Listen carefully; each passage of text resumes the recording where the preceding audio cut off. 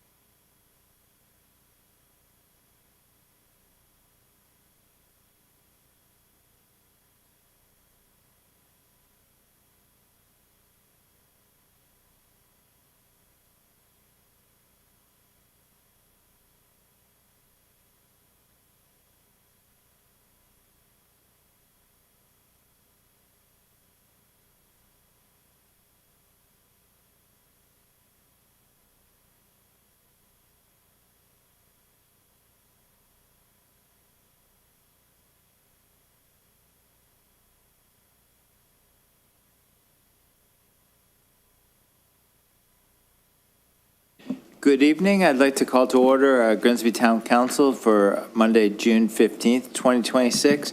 Everyone that can, please rise for the playing of the national anthem.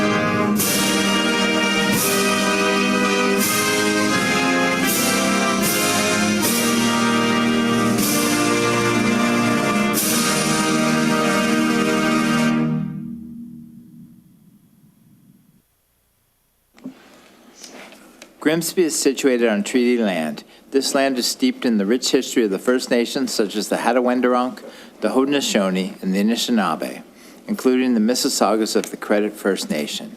There are many First Nations, Métis, and Inuit people from across Turtle Island that live and work in Niagara today. The regional municipality of Niagara and the town of Grimsby stand with all Indigenous people, past and present, in promoting the wise stewardship of the lands on which we live. Are there any disclosures of pecuniary or non-pecuniary interest? Seeing none, I'd like to amend the order of the agenda to consider the new brand platform report immediate following the delegation from Scott Thornley and Company Incorporated. Can I have a mover and seconder to approve the agenda as amended? Moved by Councillor Freg, second by Councillor Vardy. Resolved that the agenda for June 15th, 2026 council meeting be approved as amended. All in favor? That's carried. We don't have anyone here from Mayak. They're supposed to be coming. Yeah. Could we just skip to the next one and we'll see Yeah. if they come later? Yeah. Just say. All right.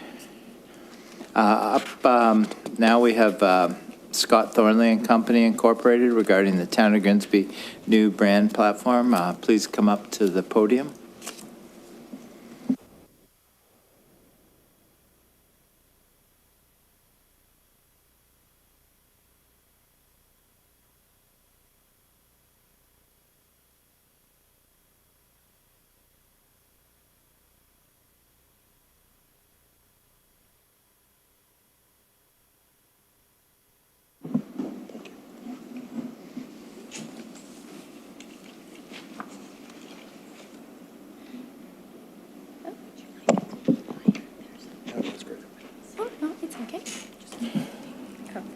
Thank you so much. Okay. Oh, perfect. Hello, we're Scott Thornley and Company. Hello, everyone. My name is Regan O'Connell. I'm a senior designer with STC. I'm Ryan Moran. I'm a strategic advisor with STC on supporting on this project. And my name is Marsh Thornley. I'm the VP of Client Services at STC. We're very excited to share our creative work with you today. First, in terms of process and what you're going to see, we're going to talk to you about the work that was done before we got to the creative stage. As you'll see, we took a very deliberate process with extensive research, stakeholder engagement, community input, and regular client and council updates. Before we can tell the story, we have to listen. And we can go to the next stage as well. STC conducted 11 group and individual engagement sessions, many of them in this room. Our client, Christina, also conducted multiple roadshow activations, engaging community members in this process and in this project.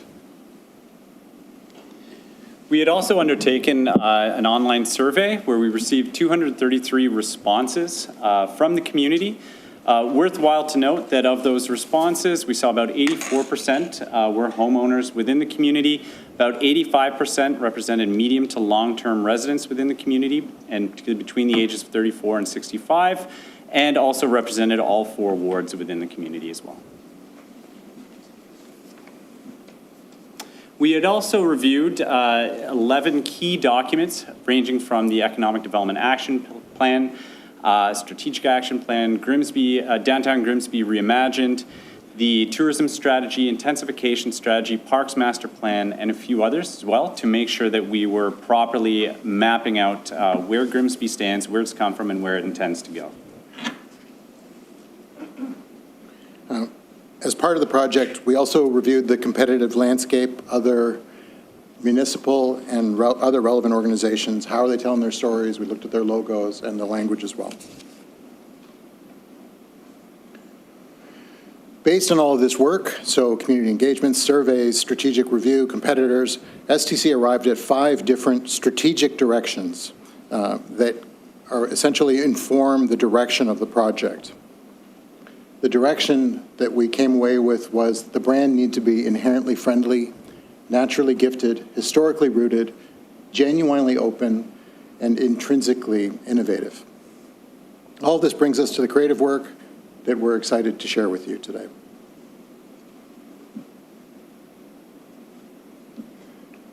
A unique mix of history and innovation, natural features that range from the cliffs of the Niagara Escarpment to the rolling waves of Lake Ontario, plus parks, stunning trails, and so much more. It's like, well, there's no place like it, actually, like no other. And I am very pleased to present that this is the result of all of our engagement sessions and all of our research. This is an example of different ways that we can utilize your brand new logo. So as you can see here, ways of utilizing the icon, the Grimsby wordmark, Town of, and your brand new tagline. The piece that I'm the most excited about is the icon. Each of these pieces are extremely purposeful and meaningful, and I'm going to unpack that a little bit now. Okay, so as you can see here, we've created a little chart that kind of delves a little bit deeper into what each of these pieces mean. Nothing was chosen at random. Everything came from different pieces of research, speaking with the community, understanding what people really wanted to see in their logo.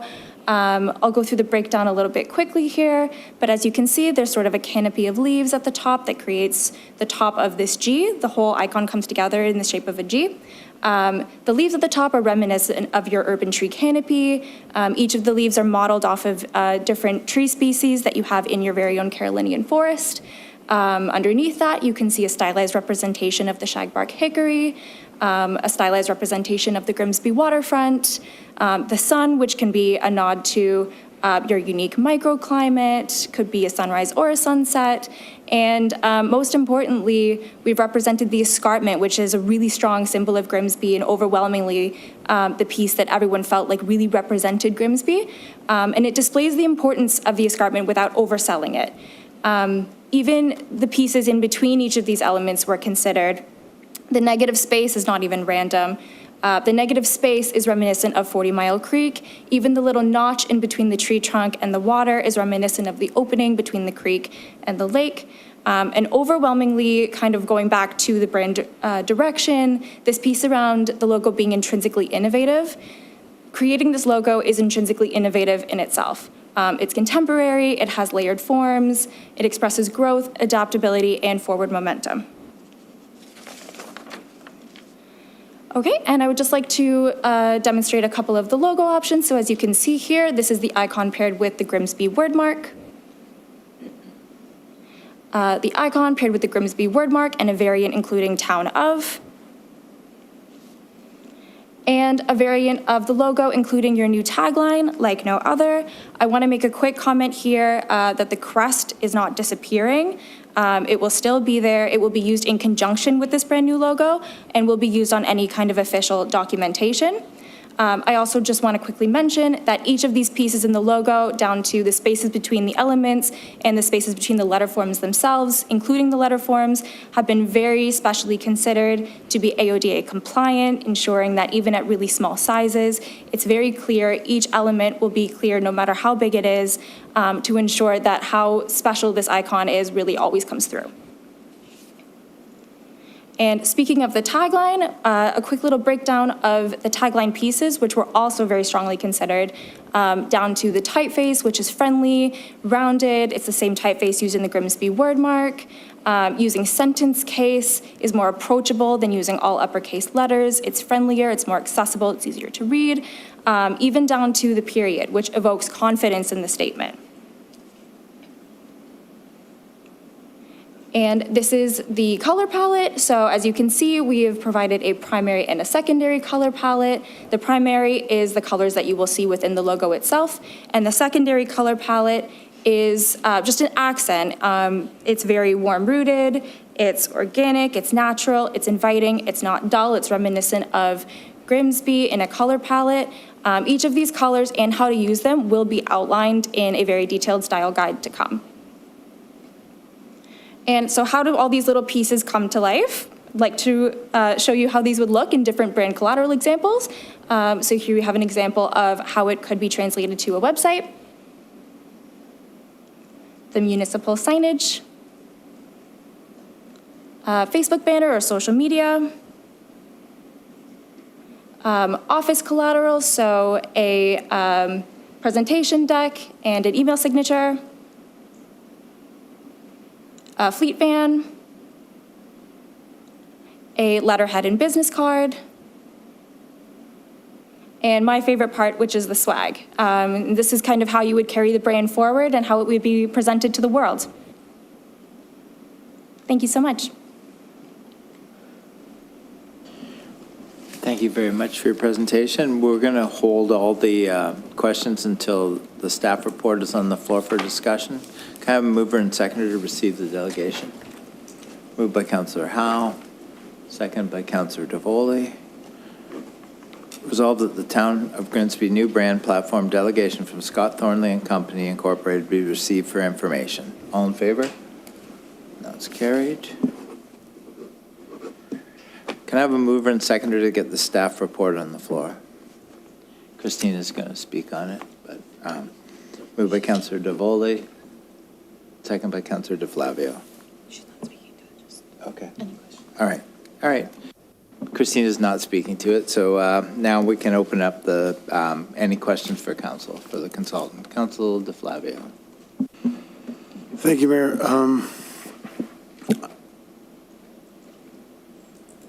I'm going to start with the positive. You clearly listened. The verbal content of your presentation, I agree with. The logo, though, I have to be honest with you.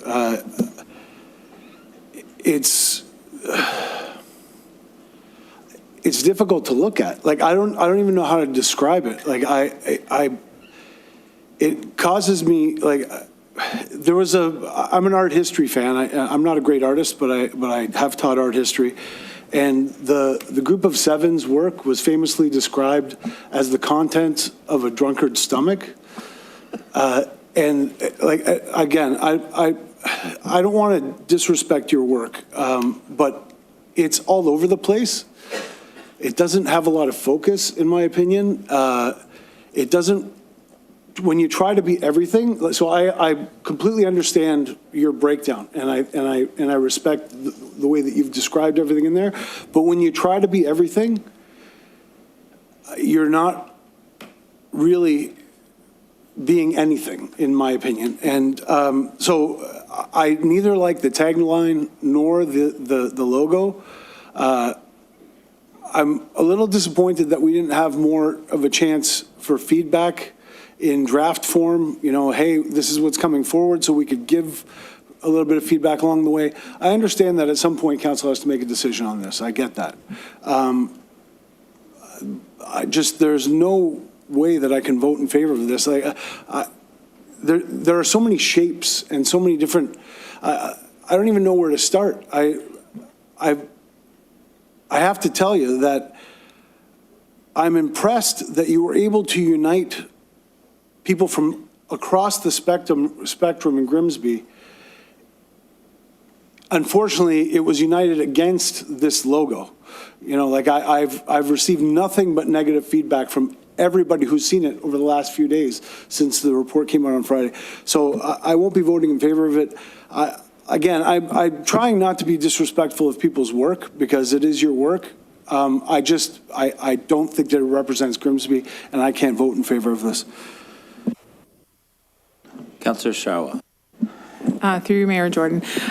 So I'm going to start with the positives, and I'm going to give some feedback as well. I would say, Scott, I appreciate we had a very fulsome conversation on Grimsby because I wanted to make sure that we really captured what the community believed Grimsby was. And I think you did a fabulous job of everything that you wrote, you know, explaining how we are very connected and all of the things that make Grimsby special.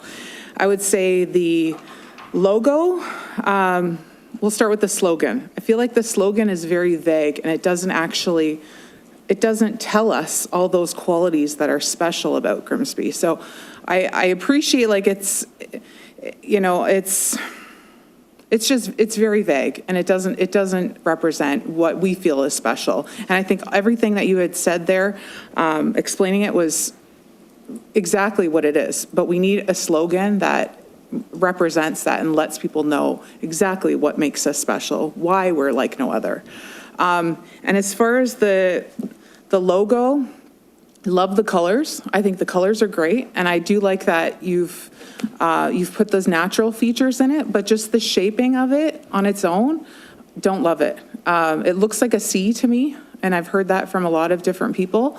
And I don't know if it's because there's that white space in between, but you know, I would love it if we, similar to what Councillor DeFlavio said, I wish we had some options. Maybe we could have done a draft and then given a little bit of feedback, like before it kind of came for a final touch. But I don't know if council's in support. I would love if we could have maybe a second shot at something, just because this is going to be out there for a long time. And I don't want, you know, it to be represented. Like, I don't want to hear the feedback from people being negative, because I think the work was great. I feel like it can just be improved a little bit. So I can't vote in favor of it at all as well. So I don't know if council is up for asking for some type of a revision. I'm going to not be in favor of this as it is, though. Thank you. Councillor Vardy. Thank you, through you, Mr. Mayor. When I first heard of this project being taken on, I thought, well, that's a big challenge and good luck, because how you take all of these sort of discrete elements that are elements of Grimsby, how do you tie them all together in sort of one way? And I just thought, good luck with that. Let's see what you kind of come up with. I think the narrative is right on. So what you heard from people, bang on. So I think the narrative is really excellent, and it forms a great foundation for building what we need to come. I like that it will be a G. I like that, and I like the idea of like the various elements in the G representing something. But for me, when I look at that G, I don't see the G. But I like the idea of being able to sort of tie in elements. So if we're talking escarpment, maybe that brown color is used on wayfinding to the escarpment or something like that. I understand those tie-ins, and I think that was really good thinking. But the actual logo, I don't care for. So like, I don't think that we're there yet. And I personally, like some of my colleagues, probably would prefer more of an iterative process, sort of more back and forth, because this is sort of our first look at it. And I just don't think we're there yet. As for typeface, me personally, I like the typeface that's on the Grimsby in front of the Peach King Center, because for me, it's clean, it's bold, it like makes a good statement, Grimsby. I like that. So in terms of typeface, I would go for that kind of typeface.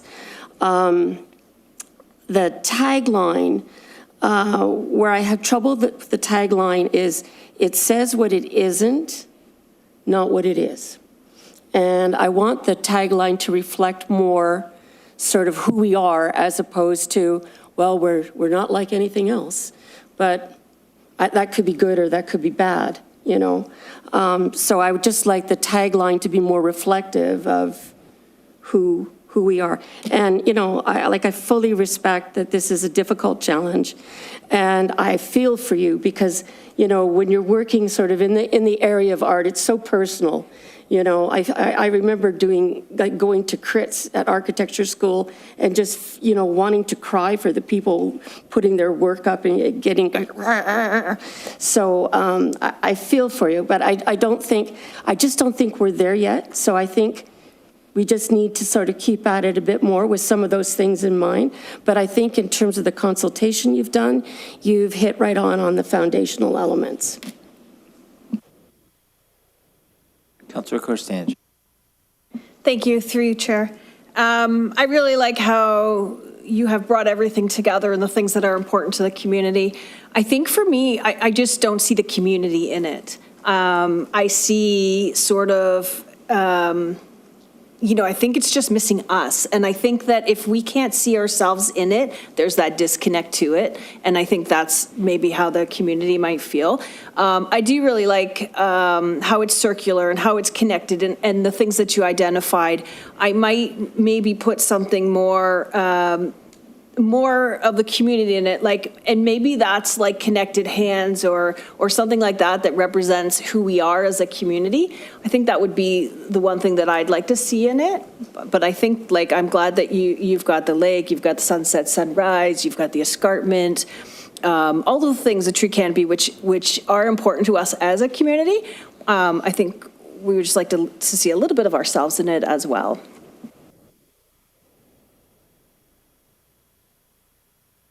Any further questions? Councillor Howe. Thank you. Through you, Chair. I quite like it, and the way that you described it and walked through it, it was similar to walking into an art gallery, and you're looking at something, and then you ask the artist, what have I got to tell me what? And then it comes together. And that, to me, the story in it and what it is and the makeup of it, I quite enjoy it. I'd be willing to defend it. And I have no problem defending it. It's just like any type of art, and I'm going to call it art, it's up to perception. There's some people that would just like to have a stick man, sort of an idea. There are people that would think beyond it. Earlier, we were talking, when you call a banana stuck to the wall art, well, I'm sorry, no, that's not art or the way someone perceives it. So I quite like your work, and I think you nailed it. Thank you.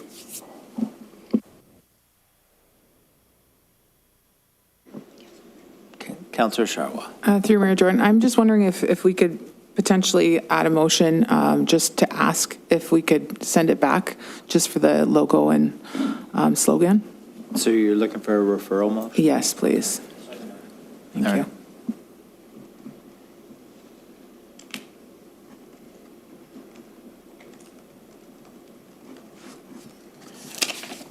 All right, so we have a referral motion on the floor, moved by Councillor Sharwa, second by Councillor Frake. Resolved that report DCS 26-29 be referred back to staff to work with consultant to incorporate feedback provided at council and report back to the July council meeting with options. All in favor? That's carried. Yeah, thank you very much for coming out tonight, and it looks like we're going to see you again.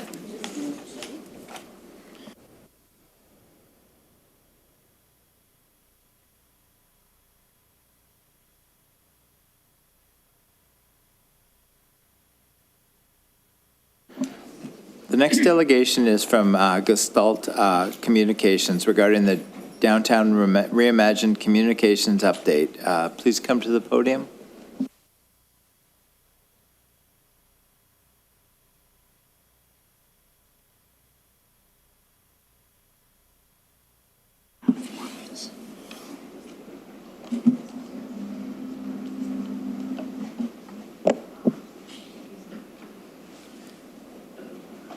Good evening. We can begin.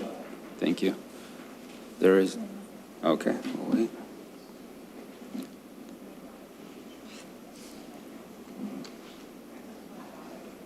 Hello.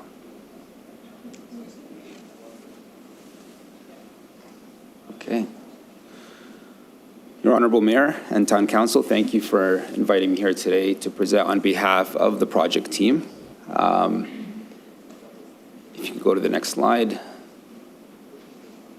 So every community eventually faces a moment where aging infrastructure has to be renewed. For Grimsby, that moment is now, and it's happening right in the heart of your downtown.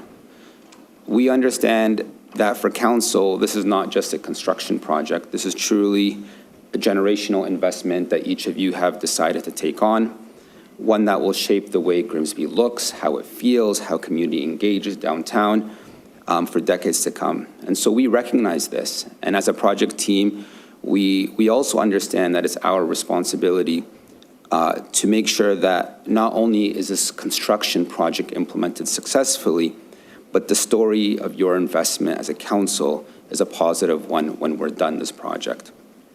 We also want to make sure that the business community, as we go through this project, survives and thrives, and that the community stays engaged and ultimately very proud of this project when it's completed. Next slide, please. Before I get into, as a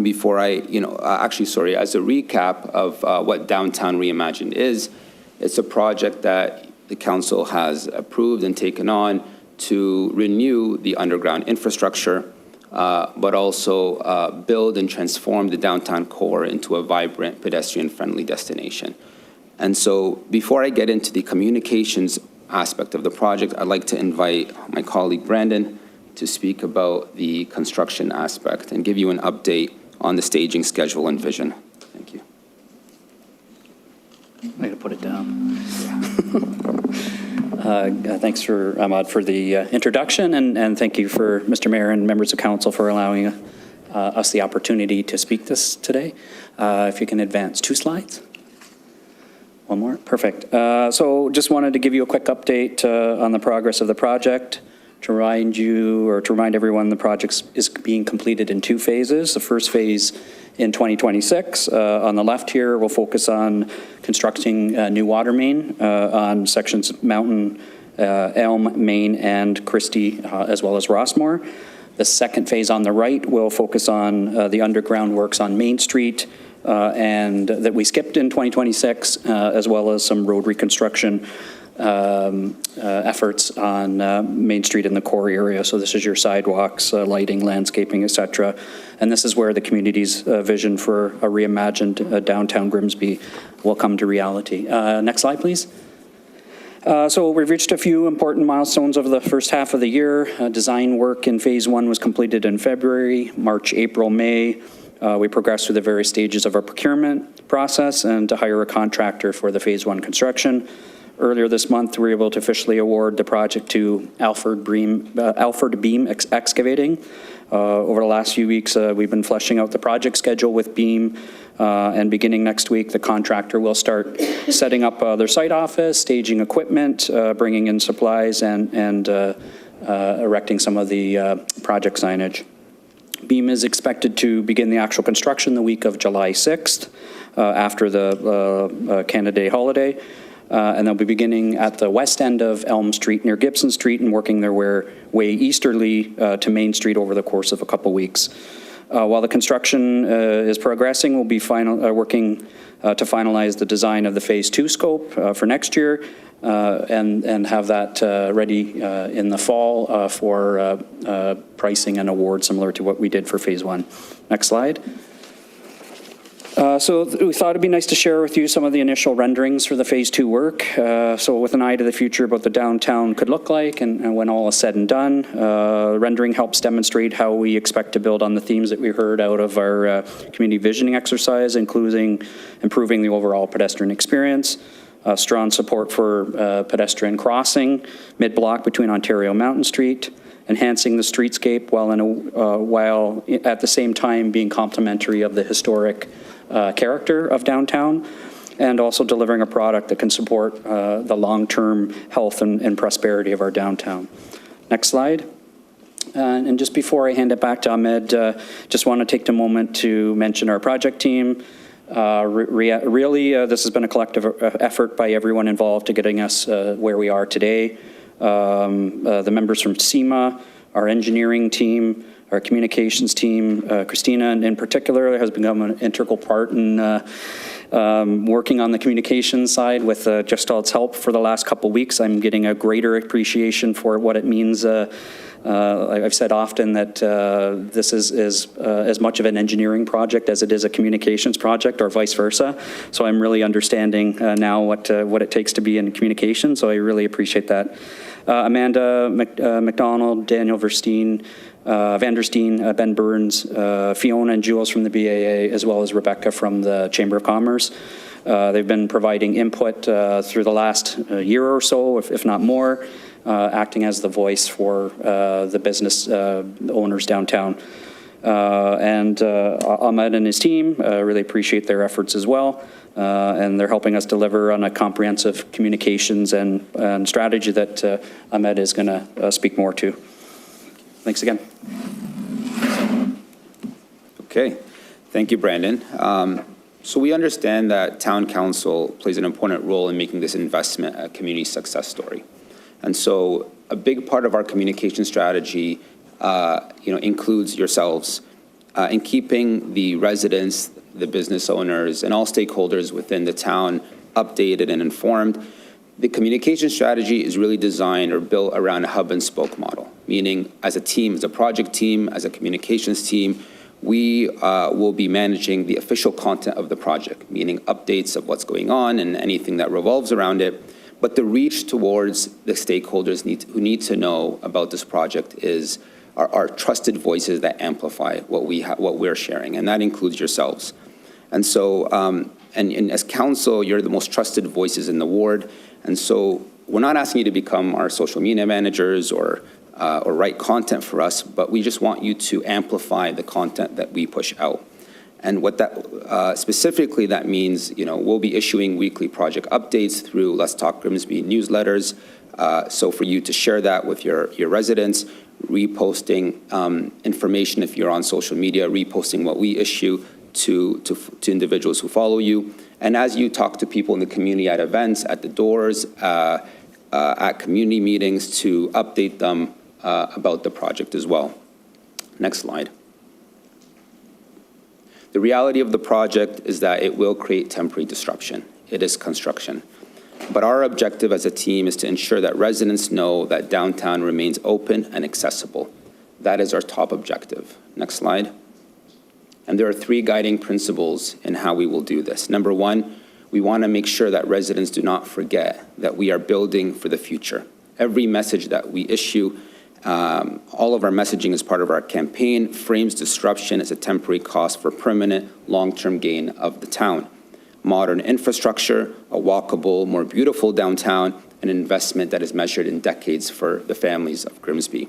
The second priority is supporting local business. The team has met with the BIA and members of the business community several times. We've listened to them. We know that their top concern is uncertainty. They want to know what is happening before it happens and early enough for them to adapt. It's not the noise, it's not the dust. They want to be able to know how to run their business as we go through the construction implementation. So this strategy prioritizes proactive, precise information so businesses can plan and adapt. And the third principle is keeping downtown open and vibrant. Construction should not translate in the minds of residents as avoidance. We want them to know that they can continue to access downtown, and downtown is worth visiting. And so those are our 3 principles that drive all of our communication. Next slide. In doing that, we're supporting 4 key partners. You are one of them. You are a key part of this project. We will support you with the information you need to inform your residents, but also the businesses and the residents, and of course the visitors who are coming to Grimsby need to know how to navigate the town. And so our communication strategy will target all of these stakeholders. Next slide. We went through a very, we call it a brand refresh, in order to ensure that the branding of the project can be consistently used across all materials that are important, whether it be signs or emails, digital, banners, events, whatever it is, the branding can fit well. And so when residents see this brand, they know this is the source of truth for the project. And so going forward, instead of the old brand that you see there on the top left, we now have it's a temporary brand for the 2 years of the project called Grimsby Downtown Reimagine. It's simple, it's reflects the project name, and you can see it in different formats, different assets here. These are examples of how it will be used and executed throughout the project. Next slide. So communications are already underway. We issue updates to the community. We've just launched social media accounts for the project. This project will have its own set of Facebook and Instagram accounts in order to not be distracted from all the important updates that the town is issuing through its own accounts, but the town will amplify what we're issuing. You will also see in late June, if you've not heard already, there will be a groundbreaking ceremony, the official start of the construction. And then construction will continue through until October 31st. Through this period, we'll be running a Downtown is Open campaign, a number of events and digital campaigns to ensure that we keep the community actively involved. Next slide. In terms of the groundbreaking ceremony, this event will set the tone for the entire project. It's our first and most important public moment. We're bringing together the Honorable Mayor, yourselves as Town Council, but also federal and provincial and regional partners who are investing in this project. This is obviously, it's a media opportunity, but it's also a moment that reinforces our message that this is an investment that we are all very proud of. Next slide. The model of our communication is simple. The Let's Talk Grimsby and its accounts are the center, the source of truth that will be amplified by the town, the BIA, the Chamber of Commerce, and other partners.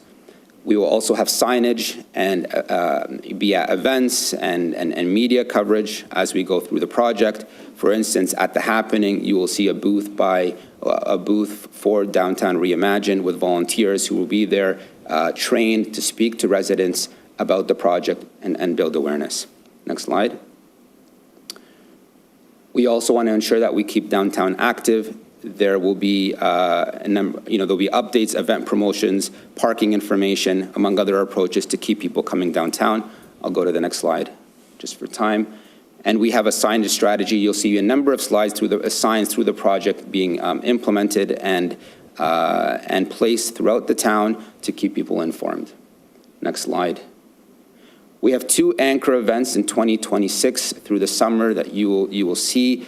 One of them is called Meet the Machines. This event is a family-friendly event that generates excitement rather than the anxiety that you typically have around construction, to encourage families to bring their kids out, see the machines in the downtown area, and access the businesses. Sip, Shop, and Stroll is an event that will drive foot traffic and economic activity into the local businesses during the height of the construction period. Next slide. Beyond the anchor events, the BIA, as you know, is very active and very supportive of this project, and so their events will also support in bringing people into the downtown area from May through October. A number of events that you're well aware of will be implemented to continue to encourage people to come downtown. Next slide. We are working towards deploying project ambassadors. This is a concept that will have individuals who are part of the project on the ground answering questions, supporting businesses, and preparing and reporting feedback quickly and immediately back up to the project team so we can modify and implement things or change things as we need to ensure that the concerns of residents and business owners are considered for. And lastly, the last slide of the presentation, crisis communications. And so as a team, we have a protocol in place. Unexpected road closures, utility interruptions, business access complaints, negative public sentiment. All of these are things that we may not have planned for. We plan, or may be unexpected. So each scenario has a response path, and as a team, we will assess the situation, understand the impact on residents and business owners, and communicate a response publicly to folks so that they understand how the town is responding. We want to ensure that we maintain the community's trust in this project when things get hard, but also continue to ensure people are proud and people and that downtown remains accessible. Thank you very much. Thank you for your presentation. Any questions from council? Councilor Frake. Thank you, Mayor Jordan. Thank you for the presentation. We all, I think, are very much aware of how important it is to replace the water main downtown and how much we want to have the Reimagine project move forward. And you mentioned in your presentation there that it wasn't the uncertainty that was, it wasn't the dust and that type of thing that was going to, that the downtown merchants were concerned about. It was the uncertainty. Well, I can assure you from my communication and meetings with merchants downtown, they are very much concerned about the dust, especially the merchants downtown that have outside patios and restaurants and so on and so forth. They will not be able to operate those parts of their business during the time of this because people don't want to be eating dust. I mean, as simple as that. And it's really important. And there's one particular merchant downtown, and Brandon knows who I'm talking about. He fears he will have to close his facility, close down his business completely because his patio, the revenue he gets from his patio represents 60% of his yearly profits.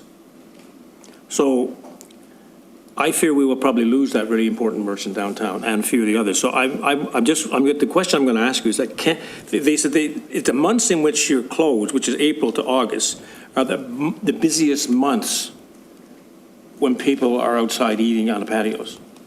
So can this time frame be moved backwards or forwards by at least up to 3 months? I know it's going to go into the winter, but it's so important if we want some of those merchants to survive, and I can assure you some of them will not survive. And myself and Mr. Mealy went to visit, I think it was Port Hope, and they had a downtown replacement of their water main. And that downtown was an absolute chaos. And a lot of the businesses did close down as a result of it. I don't know if they reopened later on or whatever the case might be, but I'm just asking, can we move that time frame, and I'm looking at Brandon is probably going to kill me, but because I asked a question, I keep asking it, can we not move that time frame 3 months forward or 3 months backwards to help these businesses to survive? I'll just make a quick Everything comment. else, by the way, you're doing a great job. The communication is great. I'm hearing all positive things about that. That is working very, very well, and I appreciate that. And I think it's not about just the residents. If the merchants don't survive, the residents have nowhere to go downtown. So I'll let you respond to that. Sure, I'll just make a quick comment and then defer to Brandon. First, thank you for that, and it's a point well taken, and I think in no way does the project team or myself underestimate these types of disruptions around noise and dust, and I think my point was that businesses just, they need to know when and how, and, you know, and how to work with the town on the construction approach. But those things, we heard them very clearly as well at the BIA event. Those were concerns that were raised, and I just want to make a note of that as well. So thank you for allowing me to clarify. I'll then defer to Brandon on the project schedule. Yeah, thank you, through you, Mr. Mayor. So just to clarify, if we're talking a specific business, the Phase 1 work shouldn't affect that business other than the traffic around, because that business is located in the core area, and will be scheduled for Phase 2. I think the concerns you are bringing forward, which are valid concerns about the Phase 2 work, will be, again, more of a challenge to deal with. In terms of moving up the construction date, again, I think I've communicated to yourself and that business owner that the team will be looking at that as we move into the tendering phase for Phase 2. The challenge with, and I think I've communicated this to you before, is the challenge with trying to do construction work in the winter is it becomes slow. You're more subject to the challenges of the winter, of weather. Again, and not that this decision has been made, but I just want to communicate kind of, you know, some of the concerns we have with trying to advance the schedule is if the thought is, hey, we can start in January or December and we're going to finish earlier, I think we're going to start in January or December and we're going to finish at the same time, because I don't think the work is, again, as productive in the winter. With all that being said, and I've communicated this previously, that we will be looking at, originally, I think in the schedule we show like a April, June start of next year. We're looking at with the team, when we get to that point, is how soon or how quickly or how much forward can we advance that construction into March or February kind of thing. So the answer is, I know it's long-winded, but we are hearing the concerns and we are looking at whether there's an opportunity to advance the schedule. But again, I just want to be clear that I don't think the end result is going to be what some people are expecting. So I just want to be open and clear in providing that response. I'll take that as a positive, Brandon. Councillor Vardy. Thank you, through you, Mr. Mayor. First of all, I didn't get your name. Ahmed Atiyah. Okay, Thank you. Ahmed. I guess that my first question has to do with, and maybe it's Brandon's going to have to answer this, with the construction of the Wolverton, which would start fairly soon after this. Will the sort of heavy trucks and stuff coming in to do that work wreck the brand-new roads? Is there an issue there, or am I just imagining a potential issue? Sorry, I can't see you because of the light behind you. I don't know if you're making a face at me as usual, Brandon, or it's just a concern. Just the same way we had concerns when we had trucks coming up on towards the old biodigester. Yeah. So that's my one question. Do you want to answer now, or? Yeah, through you, Mr. Mayor. So in terms of the Wolverton construction, my understanding is they're in the site plan phase now. As you know, development can be The timing of the development is out of the town's control, so we are monitoring that project closely as it progresses. What I can say is they're in the phasing of the work. The first phase of the construction project, we're not putting the final touches, if you want to call it, on the restoration. When we're doing things like trench restoration, we're preparing it, or we're doing the replacement with a quick fix asphalt rather than the nice smooth asphalt afterwards. Okay. If that being said, the phase 2 works next year. We'll provide the final touches on it. We will need to be cognizant of construction vehicles moving into that area. And we do want to be careful of, making sure that our investment isn't getting beat up. So we'll take the appropriate means to direct that traffic accordingly and ensure that we have the necessary securities in place that if there is damage, then we have the ability to recoup those costs. Okay. My next question is, well, I got two more. The groundbreaking date, when is that? When we're having this media event? Has that been determined? Yeah, sorry, through you, Mr. Mayor. So it's up in the air. It was supposed to be scheduled for the 22nd. We're hearing that there may be some conflicts with that date. So we're working with the province and the federal representatives to see if we can find a date that works for everyone. So it's likely going to be the week of June 22nd. So as soon as we have that information available, we'll communicate it to council. Okay. Next question is, you showed some visuals of signage, and you said it's not going to be like the one on the left, but the one on the right. The one on the right looked like a beach to me, at least from this distance. So I kind of preferred the one on the left. Sorry, I apologize. No, that's it. I just...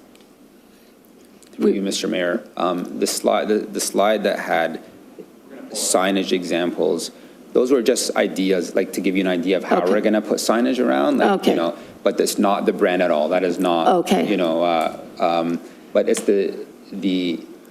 so.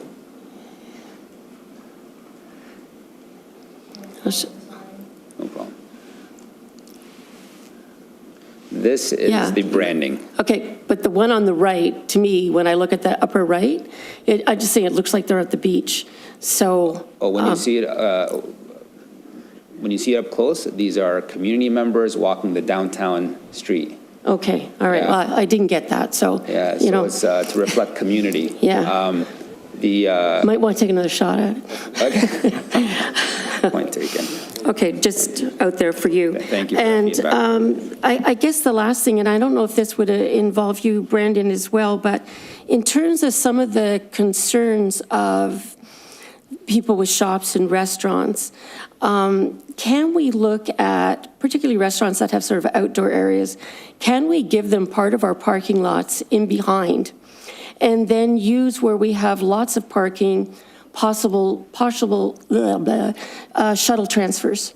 And I'm just throwing that out there for something to think about, because you won't get quite the dust that you will on the main drag. So just a thought. I can, Mr. Mayor, thank you.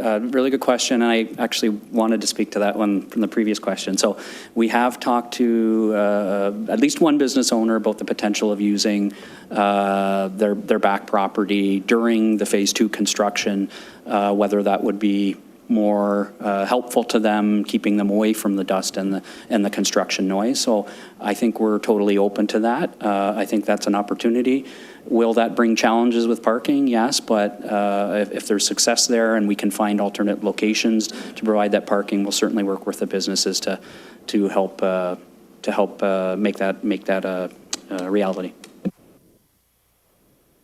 Councillor DeVoley. Thank you, Mayor Jordan. It's exciting to actually see us getting this close because we've been talking about it for so long. So pardon me if I ask some more detailed questions, and I'm not sure, it may be Mr. Wortman who really my questions are directed to. So we're talking about doing Elm Street, I'm going to say from the TD, curving around. And of course, on the south side of our Main Street businesses is where there is extensive parking, both private and public parking, as in owned by our town. And yet that's where all the construction is going to be initially. in Phase 1, correct? So how much of that parking will you be able to keep active during Phase 1? Or is it going to be taken over by, construction work sites, by construction management trailers, that sort of thing? So just a very general question, if you could, to sort of walk us through what the site is going to look like. Yeah, thank you, through you, Mr. Mayor. So in terms of parking, both during Phase 1 and Phase 2, the parking lots downtown on both the north and south side will be very important for us to maintain, keeping access to the customers flowing in, the employees who have to work there, and ensuring that they can not only get to the parking lots, but also get from the parking lots to the actual building. So in terms of the second part was, can you repeat it? Sorry? How much will be accessible still? Oh, so it will all be accessible during the construction. Yes, we are working on Elm Street, but during that phase, they will be maintaining 2 lanes of traffic. So the way Elm Street is wide enough that we feel that we can accommodate a lane of construction and 2 lanes of traffic both way.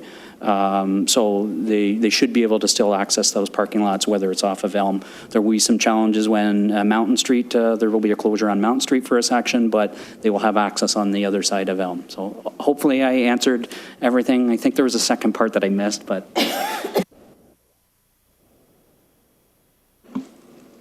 Councillor Flavio.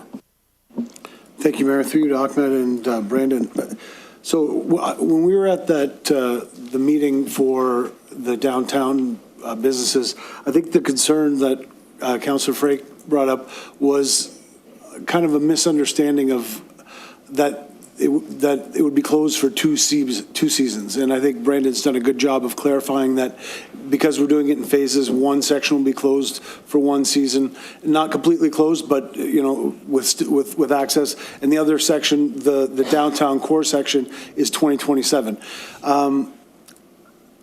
I think that we have an opportunity this year, while the Elm Street work is being done, and I've mentioned this before, to help those businesses in the core activate their alternative entrances. Some of those businesses have already done that. If you go to Teddy's, their patio, they have the large patio in the back. You can enter that way. They've used that back parking lot very well. I think that this is an excellent opportunity for us to reach out to those businesses. I would actually be okay with us offering grants to those businesses to help them do that, honestly, because I think in the long run, it would cost us less than the alternative, and that is the loss of businesses, the impact on the downtown. The questions that I had were, you talked about the communication strategy. I think it's phenomenal.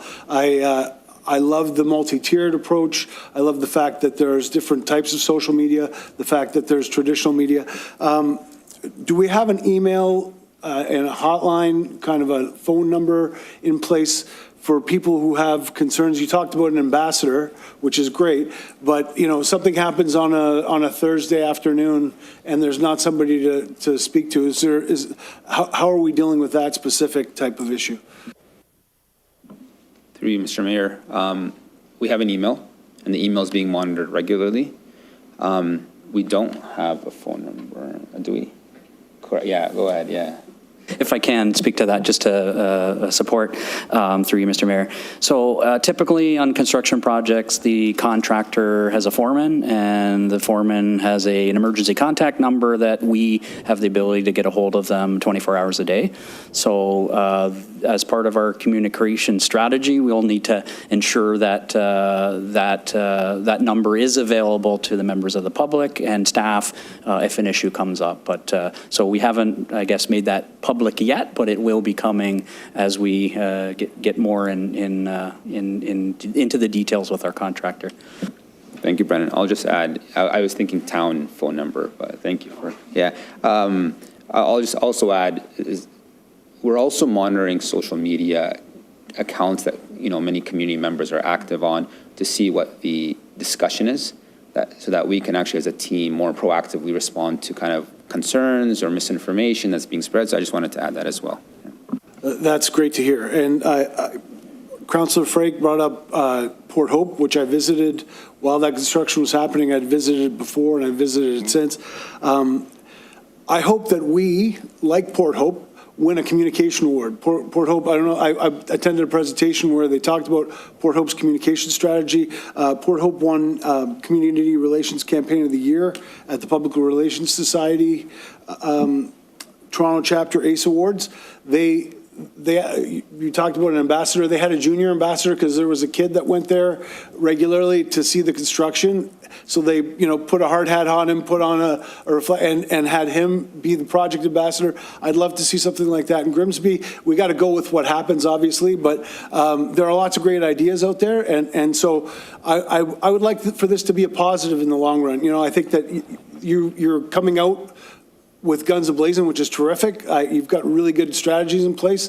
I wish, even though I think you've got some terrific strategies, I really wish I could hit the fast forward button to the end of the project, because like everybody else, like the businesses downtown, I think we all have a little bit of anxiety about it, because we want it to turn out. We also are excited to see what it's going to look like when it's done. So thank you for your communication. Let's see where we can go with this, because I think there's some great stuff that can happen and really positive things that can happen with Grimsby as a result of this. So, and I really liked Councillor Vardy's parking lot use idea. It goes with using the rear entrances of businesses and enhancing those. So whatever we could do to make that happen in the short term so that we can, when we get to 2027, those core businesses are ready to go, let's make that happen. Thank you. Councillor Sharwal. Through you, Mayor Jordan, thank you. I'm going to make this really quick. Just two comments. The one to do with Port Hope, I was at that presentation as well. They had a really great communications. So if you could somehow track some of those suggestions and bring that forward, that'd be great. And I love the fact that we're going to have a tool now for all of council to use in order to provide information to residents, because sometimes it's difficult communicating the backstory and the dates and everything. So now it's all synced and we can just pass it on. So the easier you can make that into one kind of link that we can add, that would be great. So thank you. Noted. Thank you. All right, seeing no further questions, thank you very much for your presentation, Agma. And can I have a mover and seconder to receive the delegation? Moved by Councillor DeFlavio, second by Councillor Frake. Resolved that the Downtown Reimagined Communications update from Gestalt Communications be received for information. All in favor? That's carried. Up next, we have Sarah Sweeney is going to introduce our representative from MIAC. Hannah, welcome. Thanks for coming out. Good evening, members of council. It's my pleasure to introduce Hannah, who is the chair of our current MIAC committee. MIAC has the 4-year term like many of our committees, but it does function a little bit differently because it is based on the school year. So you might hear her talk a little bit more about the year, but they do have the term throughout the entire 4 years. The current committee has 9 dedicated members doing lots of great work for Grimsby and being a really great resource and advocates for youth. And Hannah's going to walk you through some of their accomplishments. And before I turn it over to Hannah, I just want to let you know many years ago, and I won't say how many, I was very involved in the MIAC, and it's great to just see that it continues on doing the great work it does. So Hannah, I'll turn it over to you. Okay. MIAC has had a very successful year, and I want to personally thank Melissa for allowing this to happen, as well as Vice President James, Secretary Emerson, and Mayor Jeff Jordan for their dedication and assistance with this matter. I also want to thank all MIAC members for ensuring events ran smoothly. Next slide.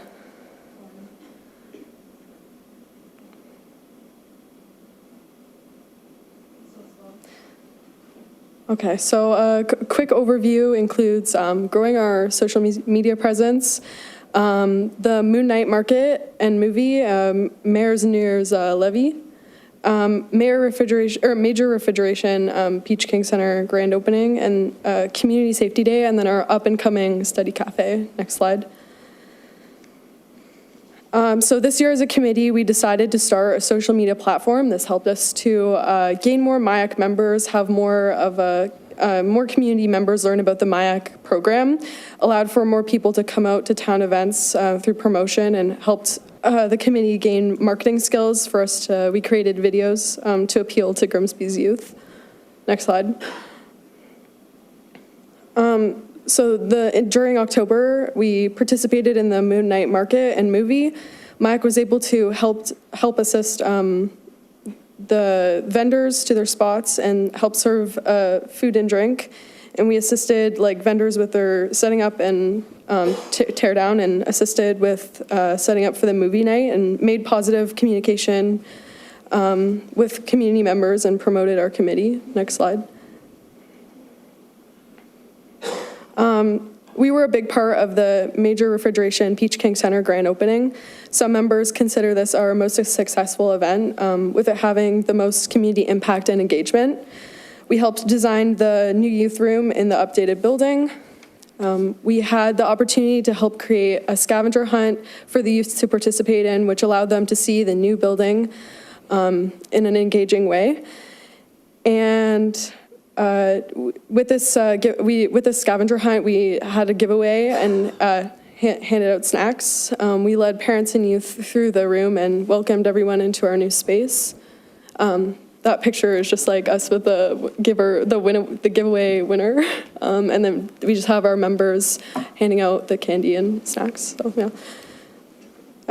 Community Safety Day, so we handed out traffic light shaped stress toys to community members, promoting road safety in a fun and engaging way to kids. We spent valuable time with Grimsby's youth, leading them through lawn games and giant Connect 4 building blocks and bouncy castles. We assisted with community activities, answered and asked safety questions, and created a welcoming and enjoyable atmosphere. Next slide. Okay. Yeah, that one. So our up and coming, we have our study cafe, where we are going to provide high school students with a welcoming space where they can study for exams. And we created a safe space for students to socialize and belong, and allowed students to feel connected to their town. We're offering food and drinks for purchase, and gave students a new place to study and get work done while promoting the new Major Refrigeration Peach King Center. Next slide. Some other events that we participated in include the tree lighting ceremony. We did food service and art activity. The Grimsby Santa Claus Parade, where we handed out candy and walked the parade course behind the mayor and councilors. Next slide. MIAC has been a great opportunity for students to feel a sense of connection and belonging in their community.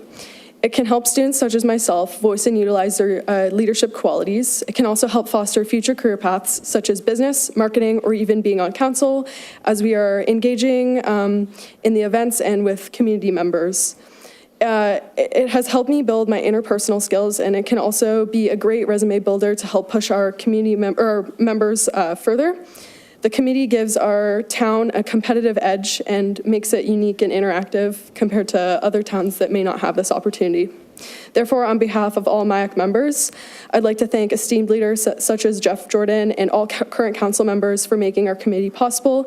It's because of people like you, Grimsby's youth can feel pride and have a place to belong. So thank you. Thank you very much for your presentation, Hannah. Great job. Any questions from council? Councilor Charwa. I just wanted to thank Hannah. And the committee. You left too quick. It's, I know you guys are really busy with school. Yeah. And when you step up like this, it really helps us because, when we're trying to make decisions, we're just kind of guessing at what you guys actually want. So when you tell us and you come up with these great ideas like the study cafe, I thought that was a great idea. Thank you. So many things that you've come up with that I thought were really articulated well, and it's really helpful for our younger community members to get connected, like you said. So thank you for that.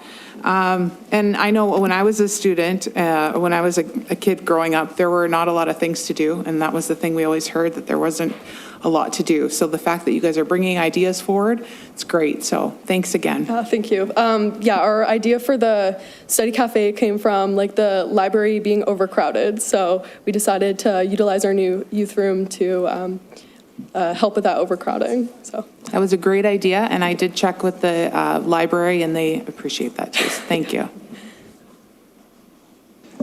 Councillor DeFlavio. Thank you, Mayor, through you. Thanks, Hannah.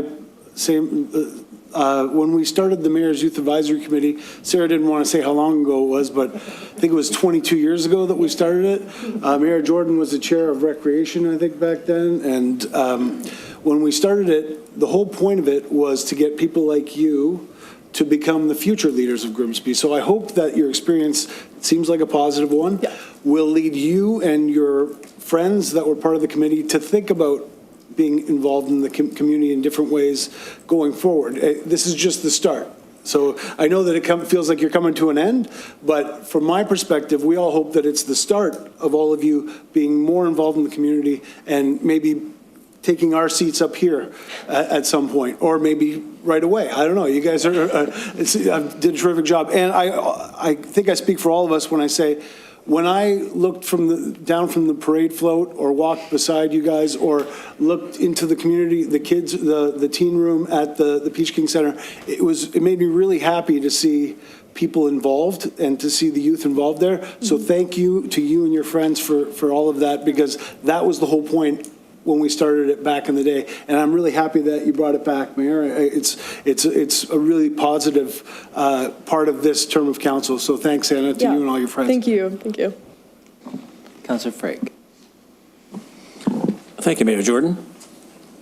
Hannah, thank you so much. I got to say that I got to commend you, because it's not easy to get up there and speak, and you've done a great job doing that, by the way. And you certainly have explained everything very, very well. I think it's so important that we keep our youth involved in what happens in municipal politics, because you're our future leaders, you're our future business people, and so on and so forth. So I hope that this is, as Nick said, maybe this is not the ending. Every ending has a beginning. So maybe this is the end of something, but hopefully we'll see something even better next year. Yeah. And I hope we'll see you up there again, telling us how well you did this year, the next term. So thank you so much for all your work, and please relay it to your colleagues. Yeah, I appreciate that. Thank you. Thank you. Seeing no further questions, again, thank you, Hannah, for coming out tonight and speaking. Thank you for the opportunity to speak. Thank you. You're very welcome. Have a mover and seconder to receive the delegation. Moved by Councillor DeFlavio, second by Councillor Frake. Resolved that the end-of-term presentation from Mayor's Youth Advisory Committee be received for information. All in favor? That's carried.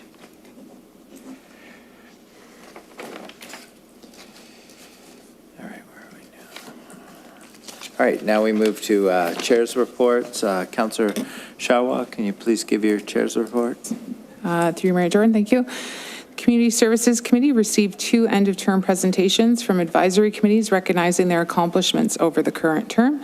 The first presentation was provided by George Bodner on behalf of the Grimsby Green Advisory Committee. George highlighted a number of achievements in natural stewardship, including updates to the town's website related to tree planting and canopy education, review of the public tree bylaw, the planting of more than 4,300 park trees and nearly 400 street trees since 2022, completion of a heat map study, tree canopy study, and tree inventory mapping, as well as a partnership with the Niagara Peninsula Conservation Authority to plant native trees along 40 Mile Creek. The presentation also outlined progress in climate action, environmental protection, and community advocacy. The committee also provided suggestions for future opportunities and improvements, and Councillor DeFlavio and I requested that the feedback be emailed and shared with the committee members for future consideration.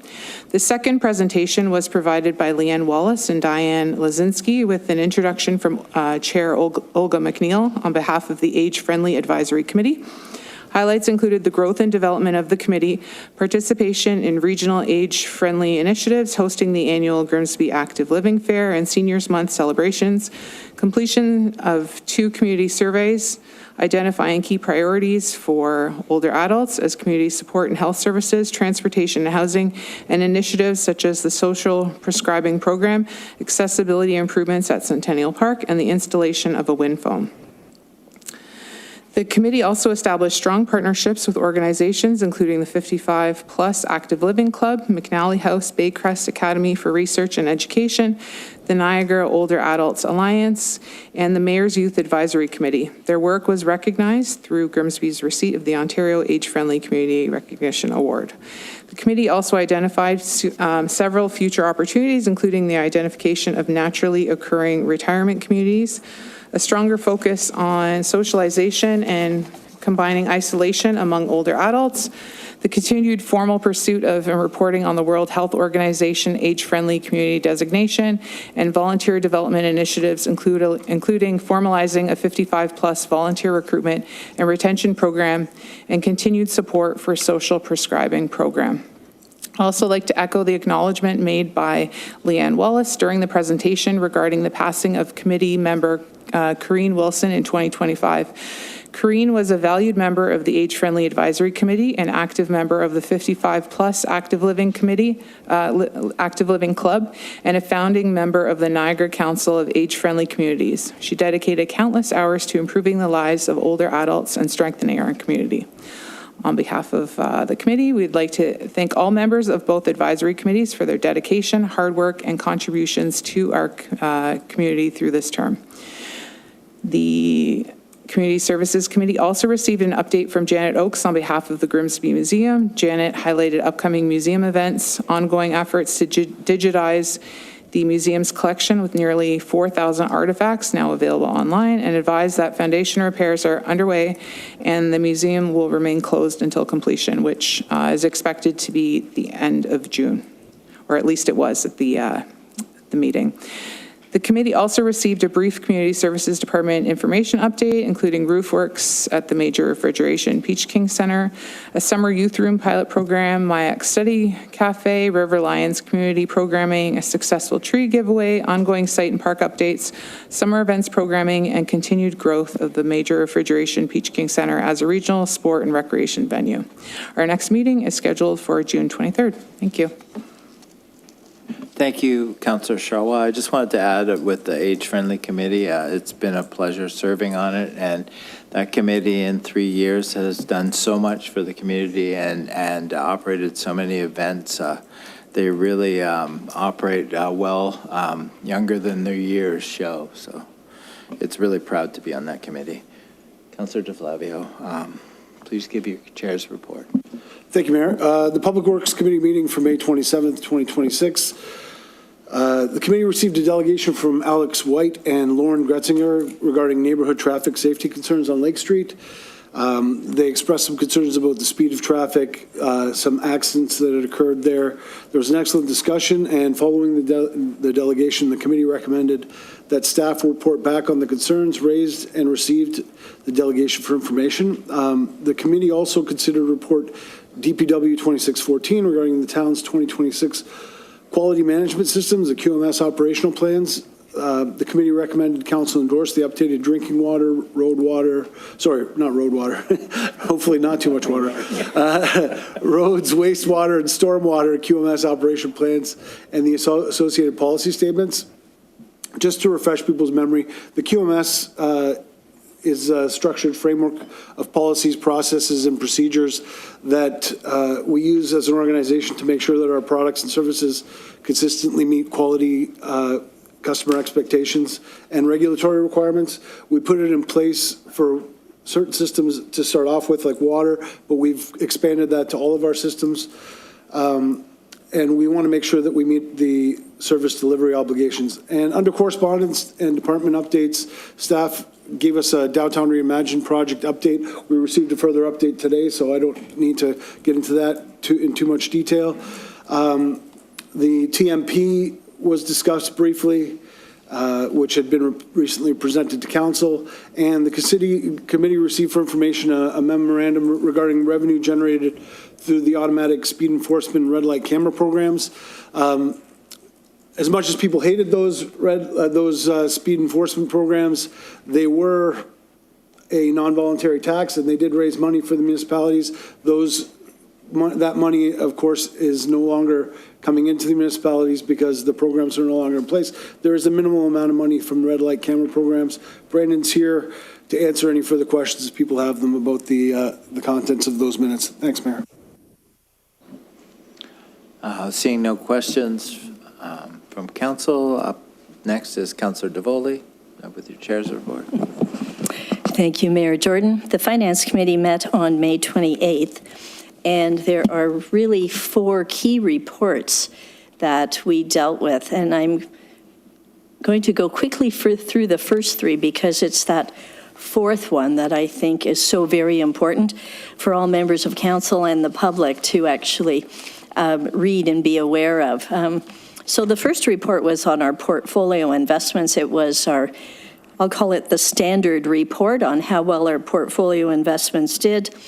It's a required report, but the summary of it basically for everyone is that our investments earned on average 4.39%. That sounds like a fairly low number when you think of what happened in the stock market in the last year.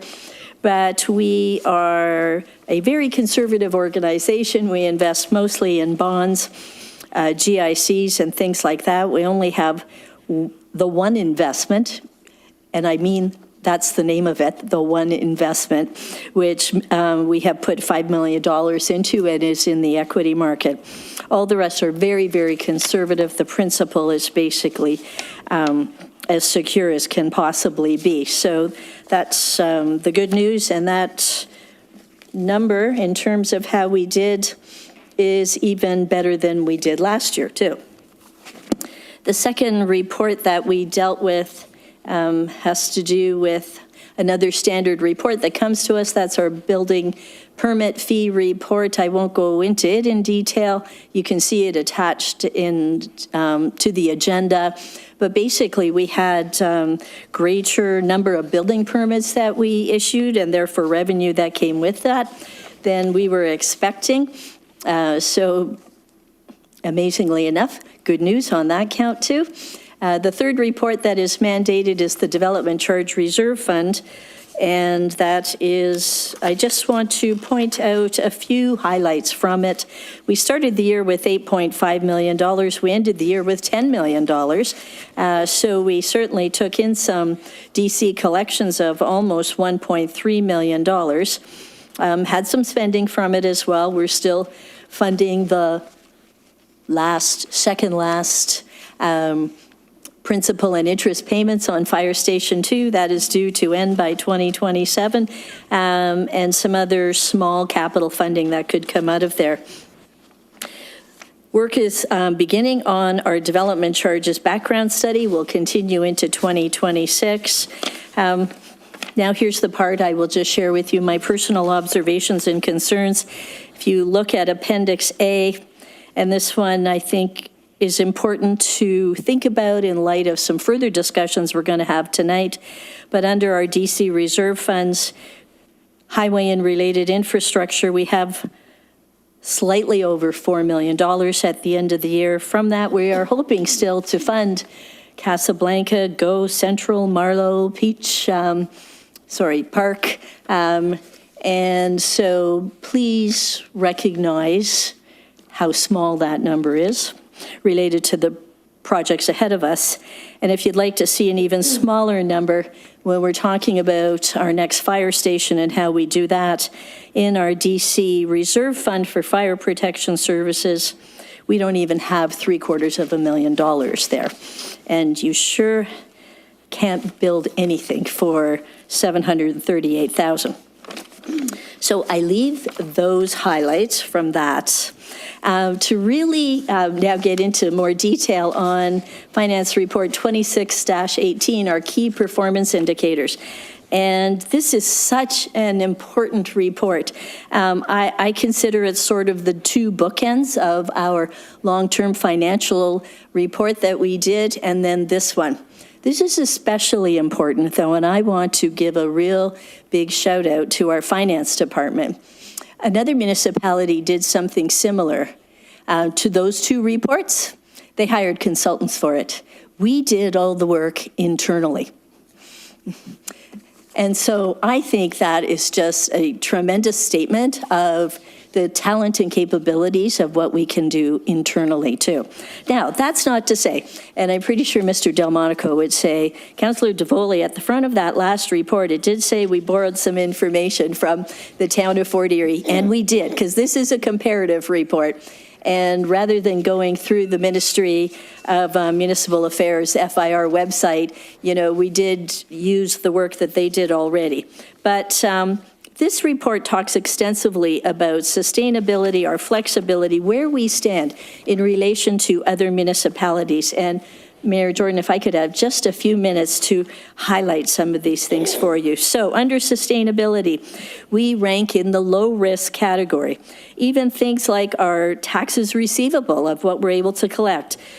In 2024, we're at 5.2%. Most other municipalities much higher than that, and especially when we compare ourselves to our sisters and brothers in the Niagara region, they're at 7.8 and 7.9. And for 2025, we are still in that low category. So thank you to all the taxpayers who are keeping us well funded here and paying their property taxes. When it comes to things like statistics like our net financial assets or our net debt as a percentage of our revenues, again, anything above a negative 50% is considered low risk. Guess what? We're at a positive 153%. So way, way, way beyond our comparators, which are in the 70% range. When we look at things like, you know, our reserves and our discretionary reserve funds, you know, anything greater than 20% is considered low risk. We are at almost 118%. So our other neighboring municipalities are all in the 60 to 70% range. So again, we are coming out so well compared to our sisters and brothers. That's not to say we're not all under financial pressures, but we have truly been very careful in these areas. Even areas as things like how much cash we have compared to the liabilities. We are so solidly within the low risk range. We're actually at 153%, meaning we have cash more than our liabilities, 150% more. So, you know, $150 of financial assets and $100 of liabilities. There are certainly a number of municipalities in the Niagara region who are nowhere close to that, unfortunately.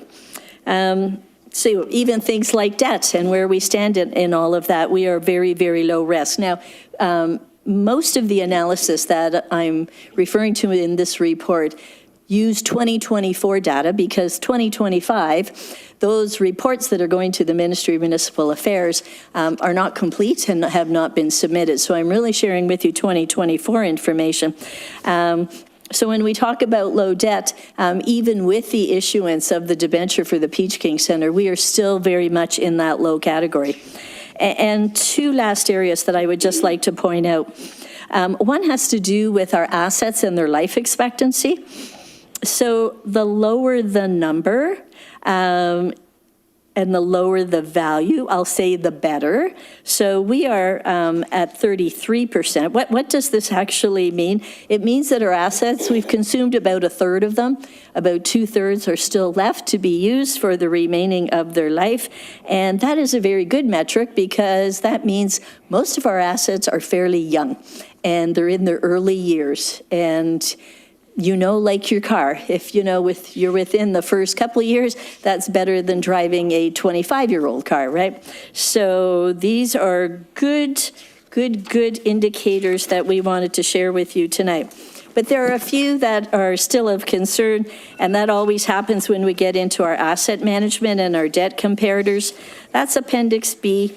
And I have to say, we rank only slightly ahead of our neighboring municipality in terms of how much we are setting aside into our reserves to pay for those. Almost, I will say, many, many more municipalities are contributing more into those reserves than we are, and for some very solid reasons why. And the report does go on about how much more we need to actually contribute in order to sort of get ourselves out of that position so that we will have enough to pay for those projects when they come due. Again, just to repeat, we have the second lowest debt in the region. The only one that is lower is the city of Thorold, and I think in 2025 they have zero debt. So it's hard to beat zero, but would be nice to be there. A couple, just a few more. Councillor DeVoley, we're going to have to wrap it up. If I could just have two things to point out, that Grimsby has the second highest average household income in the region, and we have the second lowest residential tax rate. And with that note, I am happy to wrap up. All right, and the Planning and Development year-end report, I'm going to move that to the July 13th meeting. We'll hear from me then. Can I have a mover and seconder to approve the previous minutes? Moved by Councillor Vardy, second by Councillor Frake. Resolved that the following minutes be approved. Council, May 25th, 2026.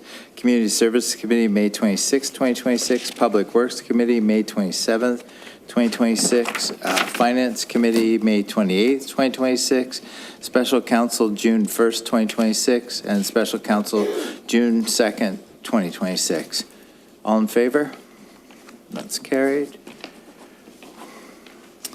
Can I have a mover and seconder to receive the board minutes?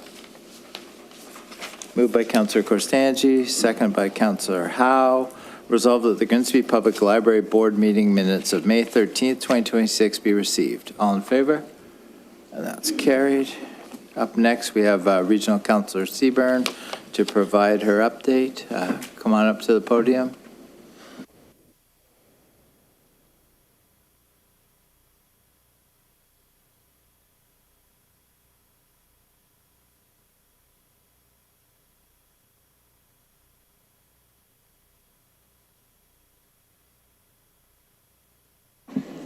Would have thought I had figured that out before now. Thank you, Mayor Jordan and Council. Nice to be with you tonight. If I may, I'm just going to point out to our mayor that the last name is Seaborn, not Seaburn, but we'll just leave it at that. I have probably one of my last reports for this season. As we approach summer months and meeting schedules, I wanted to update some of the projects planned for the balance of this year. Milk and things that came up actually at the DIA meeting recently. It's proved to be a bit more complicated than originally expected. Due to the nature of the demolition, there are problems with retaining a consultant to design the building's demolition. The existing building is attached to the building to the west, and therefore the demolition requires a design so that the other building doesn't get damaged in the meantime. It's a bit of a surgical demolition that's required. Designers from the region faculties or facilities roster have shown no interest in the project. The Transportation Department has reached out to other companies with some interest shown. It's expected bids will come in the next couple of weeks and they'll move thereafter. Casablanca Boulevard reconstruction. It has issued tenders that will close on July 7th.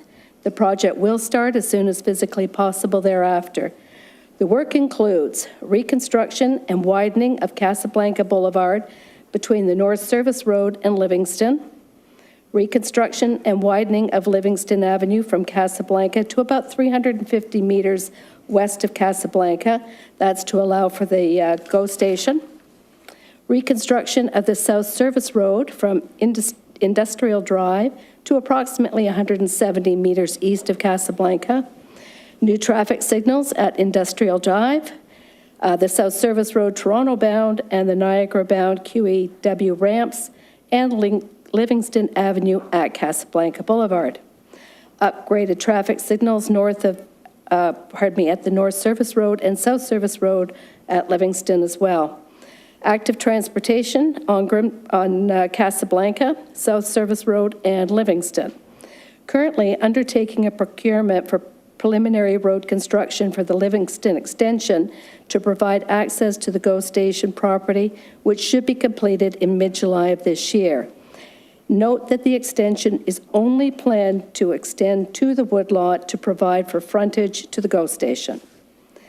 Main Street, from Oaks to Casablanca, has been determined to be too poor of condition to last another winter. I'm sure there's a few residents that will agree with that one.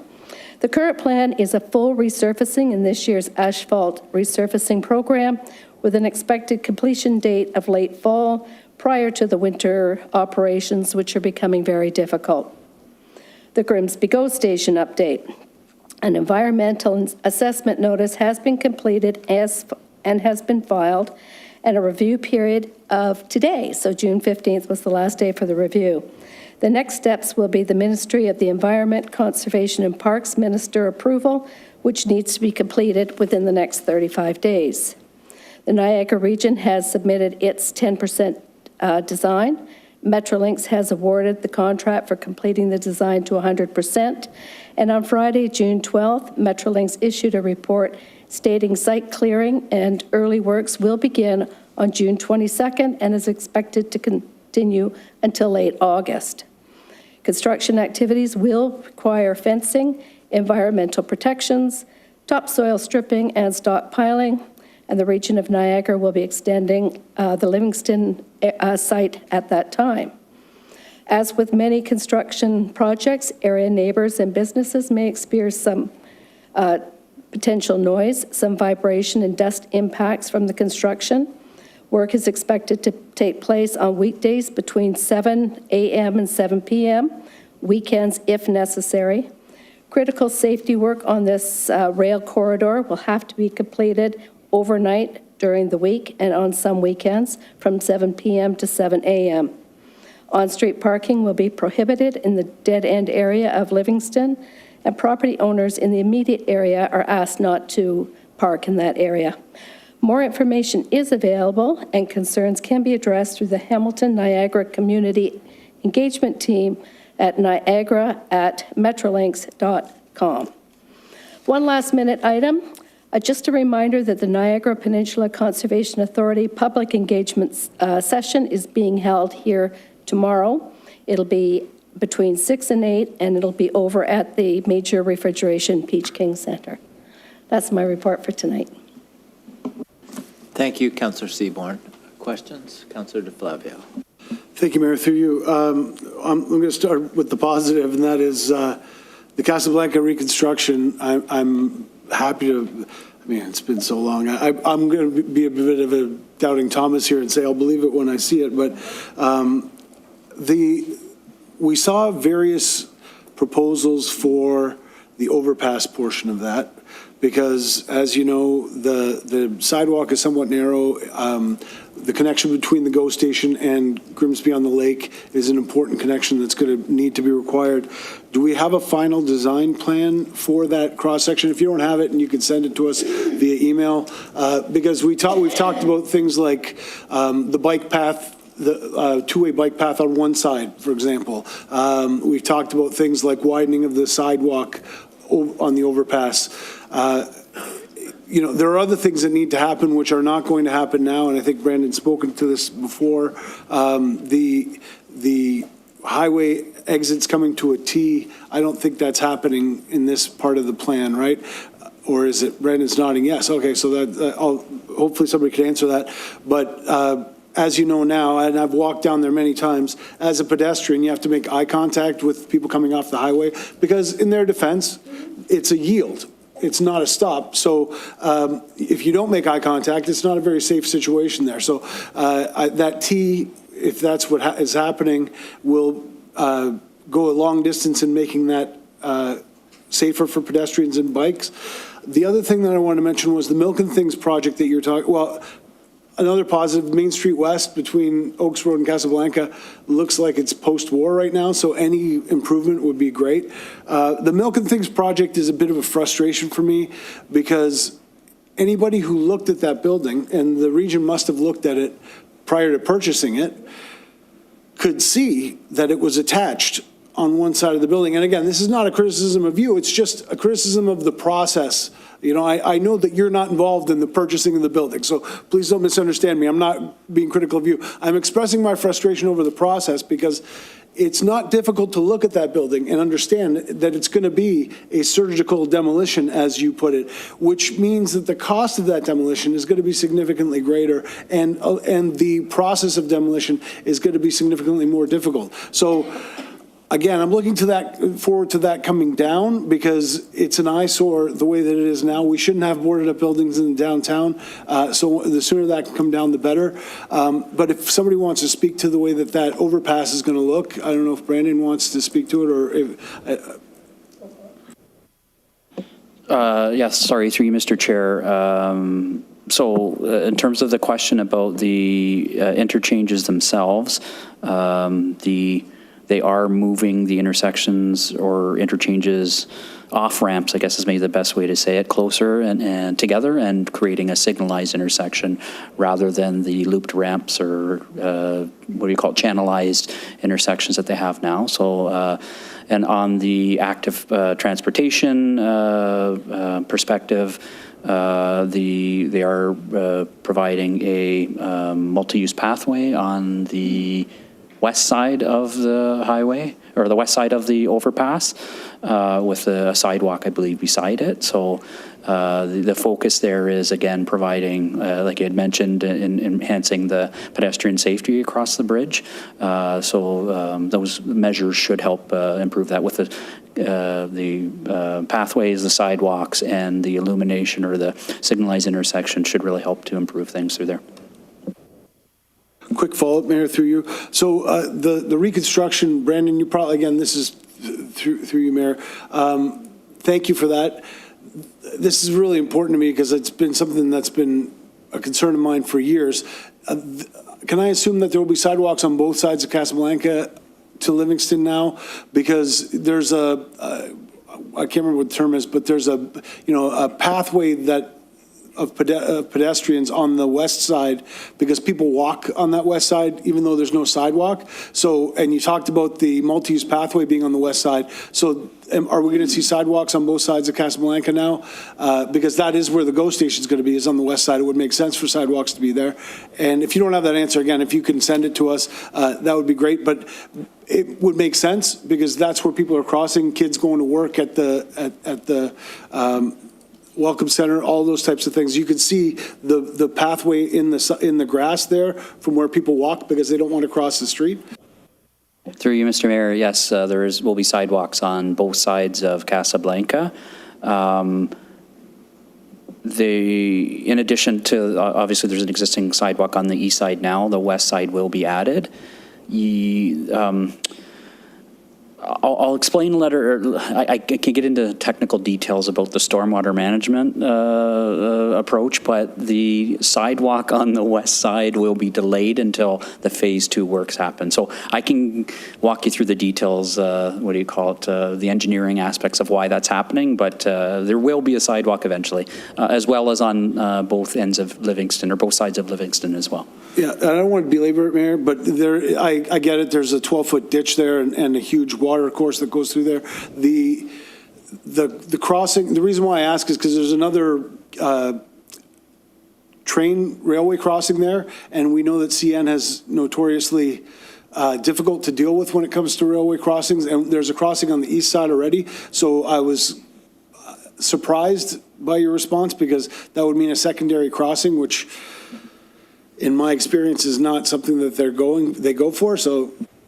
And through you, Mr. Mayor, just quickly, so yes, as part of the design process, the region has been working with the CN in terms of working out a design that functions to allow the new width of the road and as well as the 2 sidewalk crossings. So as my understanding is the road construction will happen first.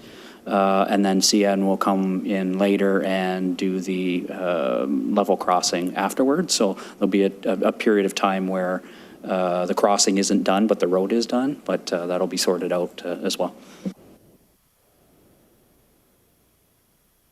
If I can add about milk and things, they've always known the buildings were connected. That's why we're having so much trouble finding a contractor to surgically remove it. Councillor Vardy. Excuse me, thank you, through you, Mr. Mayor. On the subject of milk and things, seeing as they don't seem to be in any kind of hurry, can I suggest that we maybe put some lipstick on this lady before we put her to bed? Because it doesn't look good to have a vacant building boarded up in our downtown area. So why don't we pretty her up until we have to send her on her way? That's a suggestion, please. And not so much a question, but a suggestion for you to take back to the region. That's a day's work. They could probably work that in. The other thing I wanted to ask you, now you're a regional councillor, and come October 22nd, there won't be regional councillors. And there are a lot of regional committees. Are the current regional councillors looking at all to being able to provide advice on how best to accomplish the work of the committees so that they could pass on their knowledge and advice to the next regional council that will be made up of mayors? That is an excellent question. They're working on it, and I'm going to leave it at that, and it's the truth, because there is absolutely no way you're going to get the number of standing committees and all the advisory committees, boards, and other things all taken care of. They've relied very heavily on the 19 councillors that were there to get the work done and working with community members as well. What the final plan is, Councillor, I really can't tell you because I really don't know, but they are working on it. They realize that the next year and a half are going to be critical. Okay, thank you. Councillor Sharwa. Through Mayor Jordan, thank you. I'm just wondering, with the Grimsby GO station, if there's any update, if there's any potential cost to the Grimsby taxpayers, if like an extra tax or an extra cost. I'm wondering if you have any information about that, or if we're going to get information about that. Thank you, Councillor. I don't know what the Grimsby cost is. I know that the region has put $30 million towards the project, but I have no understanding or idea of what the Grimsby portion is, or if there is one. Thank you very much, Councillor Seaborn. Have a good evening. Thank you. Good night. Can I get a mover and seconder for the consent report? Moved by Councillor DeFlavio, second by Councillor Vardy. Resolved that the council hereby approves the following item and that the consent item be approved and the recommendation is contained therein. PA 26-07, one that council proceed with the passing of the amending bylaw for the property located at 133 Main Street East. All in favor? That's carried. Can I have a mover and seconder to get the DCRP report on the floor for discussion? Tony, please go ahead. Thank you. Good evening. In an effort to jumpstart home building, the federal and provincial governments have announced a grant program open to municipalities that reduce development charges by at least 30% for a 3-year period. The application window is very short. Applications must be submitted by this Friday at 10 a.m. The province is then expecting successful applicants to enter into transfer payment agreements by mid-August, at which point any DC reductions would also have to be committed to and in effect. The grants are based on the growth-related component of housing enabling shovel-ready projects. In exchange for the reduced DC rates, the grants would provide up to 90% of the growth-related project funding. The town would be required to fund at least 10% of the growth-related share, which would have to be funded from non-development charge sources. And this would be in addition to any other town-related project costs. So as I mentioned, the DC reduction would have to be in place for 3 years to March 30th, 2029, However, with the frozen rate legislation that's in effect, we believe the reduction period would be extended to September 30th, 2030 for developments that have submitted a completed site plan application within that 3-year window. So in terms of the impact this would have on our DC revenues, there are currently 2,800 units at various stages of the development process.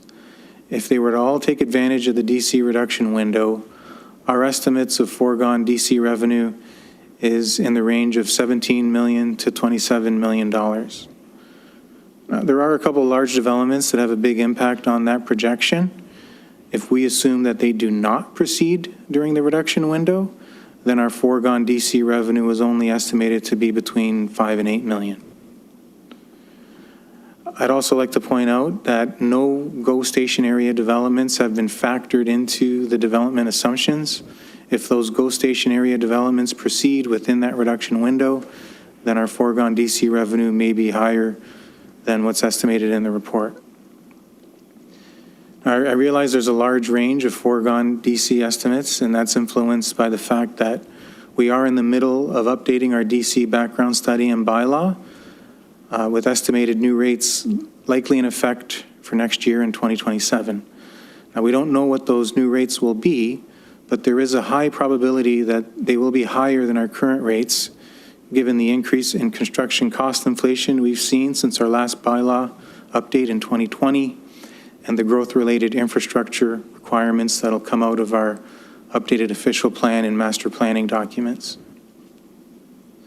Now, as for how much grant funding we'll be requesting, the total funding request will be approximately $26 million.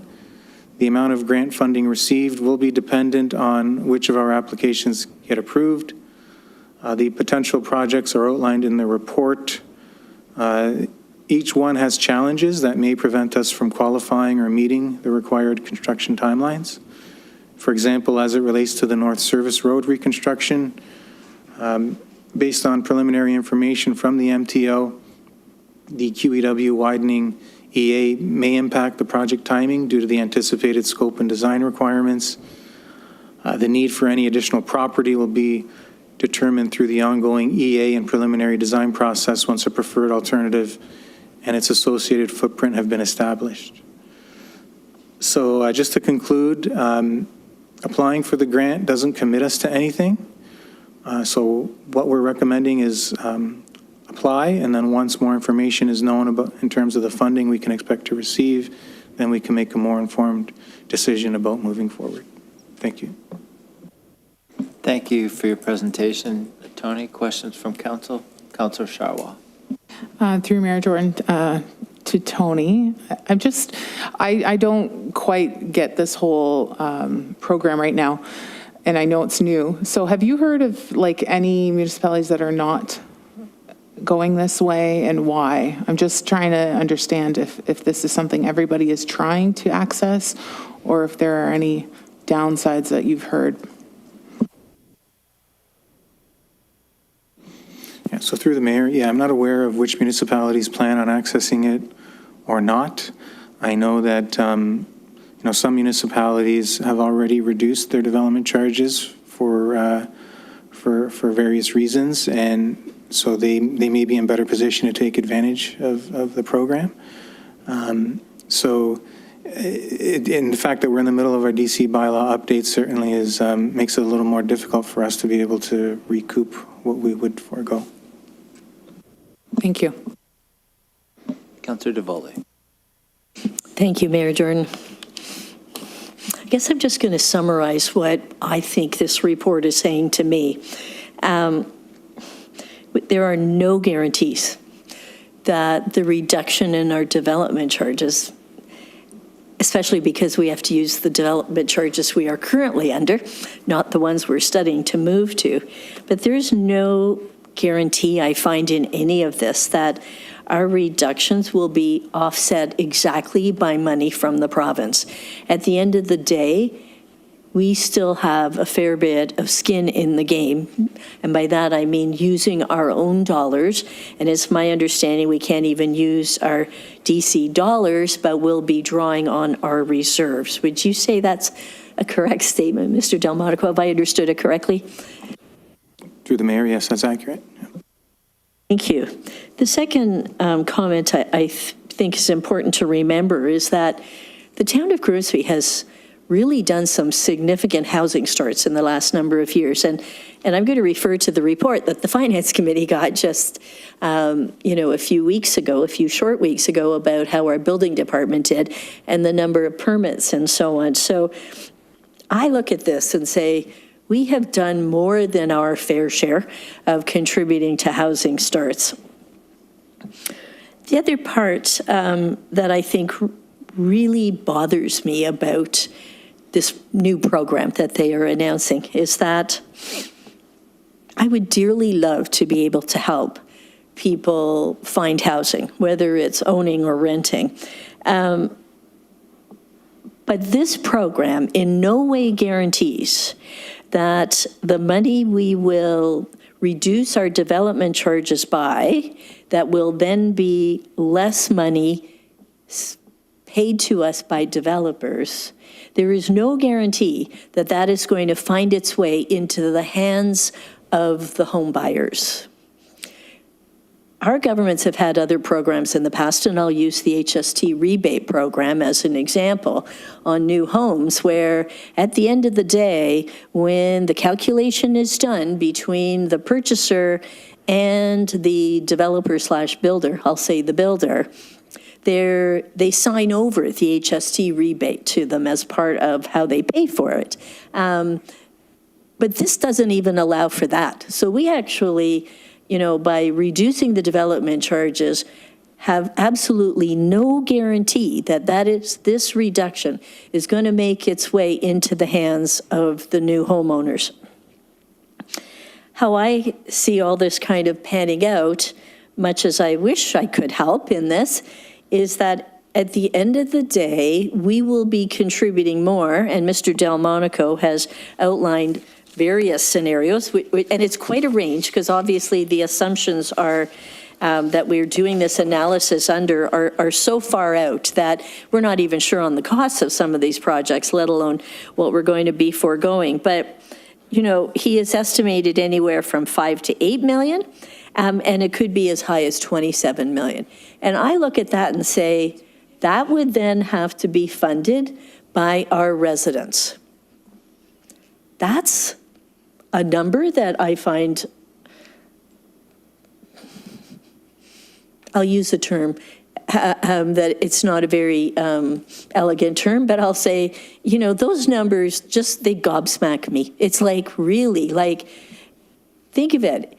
That would mean that future councils going forward are going to have to raise the levy by that much in order to be able to undertake some of the essential things we still have to do.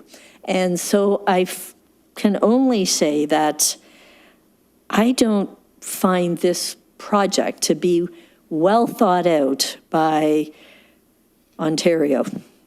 And I will leave it at that.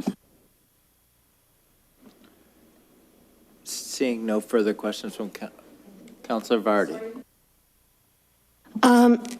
So I'm just wondering here, let's say we don't take part in this program. We raise our development charges after we do our review.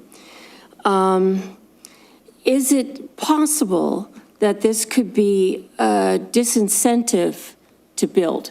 Because builders will want to build somewhere else where they get a better deal. Am I seeing this correctly? Yeah, through the mayor. So, development charges are one factor in that building decision. There's going to be other market factors that come into play, and I guess that will have to be weighed by the development community to see where it makes sense for them to build. It seems like a big financial risk to take on, given Councillor DeVoley's accurate interpretation. It also seems like a risk for growth, although, you know, the community's often felt that slowing down growth a little bit would not be a bad thing. So, yeah, it leaves me feeling a little bit uncomfortable. I guess I would feel comfortable enough to apply, but not comfortable enough to commit until so many other factors were understood, confirmed, and confirmed in writing, because we've been, you know, we've had promises made to us before, and I'm thinking about money when we did I can't remember, Nick, the Greenbelt, and there was $76,000 that was promised and never came. So I'm just a bit apprehensive. I'll kind of leave it at that. Councillor DeFlavio. Thank you, Mayor. Through you, just for clarification, through you to Mr. Delmonico. Tony, so just to be clear, this is only money that we would put out if we received a grant, is the way that I understand it. So we would fund it, and based on knowing that we're receiving the grant, the money that comes out of reserves is only temporary until the grant money is received and will be replenished by that grant money. Am I misunderstanding that? Because it seems like we apply for grants all the time. This seems like just a procedural question that we're going through tonight to give you permission to apply for the grant and kind of create the columns that would allow for that grant to be implemented. I understand the cost of the taxpayer. I agree with everything my colleagues have said here, that there is a cost to the taxpayers from the federal level. There is no guarantee that money is going to go through. But from a town's perspective, which is what we're dealing with here, it doesn't seem like there's a risk to the town. We're applying for a grant. If we get that grant, we take money out of this column and put that money back in. Am I understanding that correctly? So, yeah, through the mayor. So the idea of the program is that the grant money received through the program would offset the foregone DC revenues. That's the idea. But of course, there's a risk that it won't pan out that way. We could forego more in DC revenue than we get in the grant. I guess in theory, it could work out the other way. We could get more from the grant than we forego in DC revenue. But my understanding is that there's clauses that could be in the contract that would allow the province to claw back some of that funding if we don't see the development realized to the extent that we thought it might. So there's certainly risks. There's certainly risks to the municipality. It's kind of hard to weigh when we don't know what grant funding we could be eligible for. So that's why we're thinking of taking that first step. And just a clarification, are we able to opt out at any time? Yes, just because we applied does not mean we're committing to anything. Councillor Frake. Thank you, Mayor Jordan. So there's nothing, I'm talking to Tony. So we have nothing to lose by applying for this grant, number one, right? And I agree with Councillor Vardy. We're kind of between a rock and a hard place, but I think that we need to, sometimes we have to take risks to grow the town. So if we don't, we could lose out on a lot of the development we're actually under commitment to do. I mean, we have quotas out there, and the price of housing has come down tremendously. But they're now back to about 2016, 2017 levels. I'm talking about condos more than anything else. So there's a lower level of marketing prices now as well. So I think we have to be very careful here, and I think we should err on the side. We might have to take a little bit of a risk, but I think we should approve the application of the grant and answer this. So if we put up DC charges, can we stop it at some point? If we start to go across the line where we're in the red, can we stop doing that? I mean, can we call a halt to it, or just like when we're breaking even, can we pull out? Can we do that? Yeah, through the mayor, no, my understanding is that requirement of the agreement, should we enter into it, would be to keep the development charges at 30% less than where they are now for that 3-year period up until March 30th, 2029. And like I mentioned, that 3-year period, I believe is kind of an open question, but I think it may actually be 4.5 years because of that rate freeze that's in effect under current legislation. So it might be more than 4 rather than 3? I just suggest we apply for the grant and just find out where it goes from there. I mean, I think you need to do that and come back to council with another report, if I might say that. If someone can second that, thank you.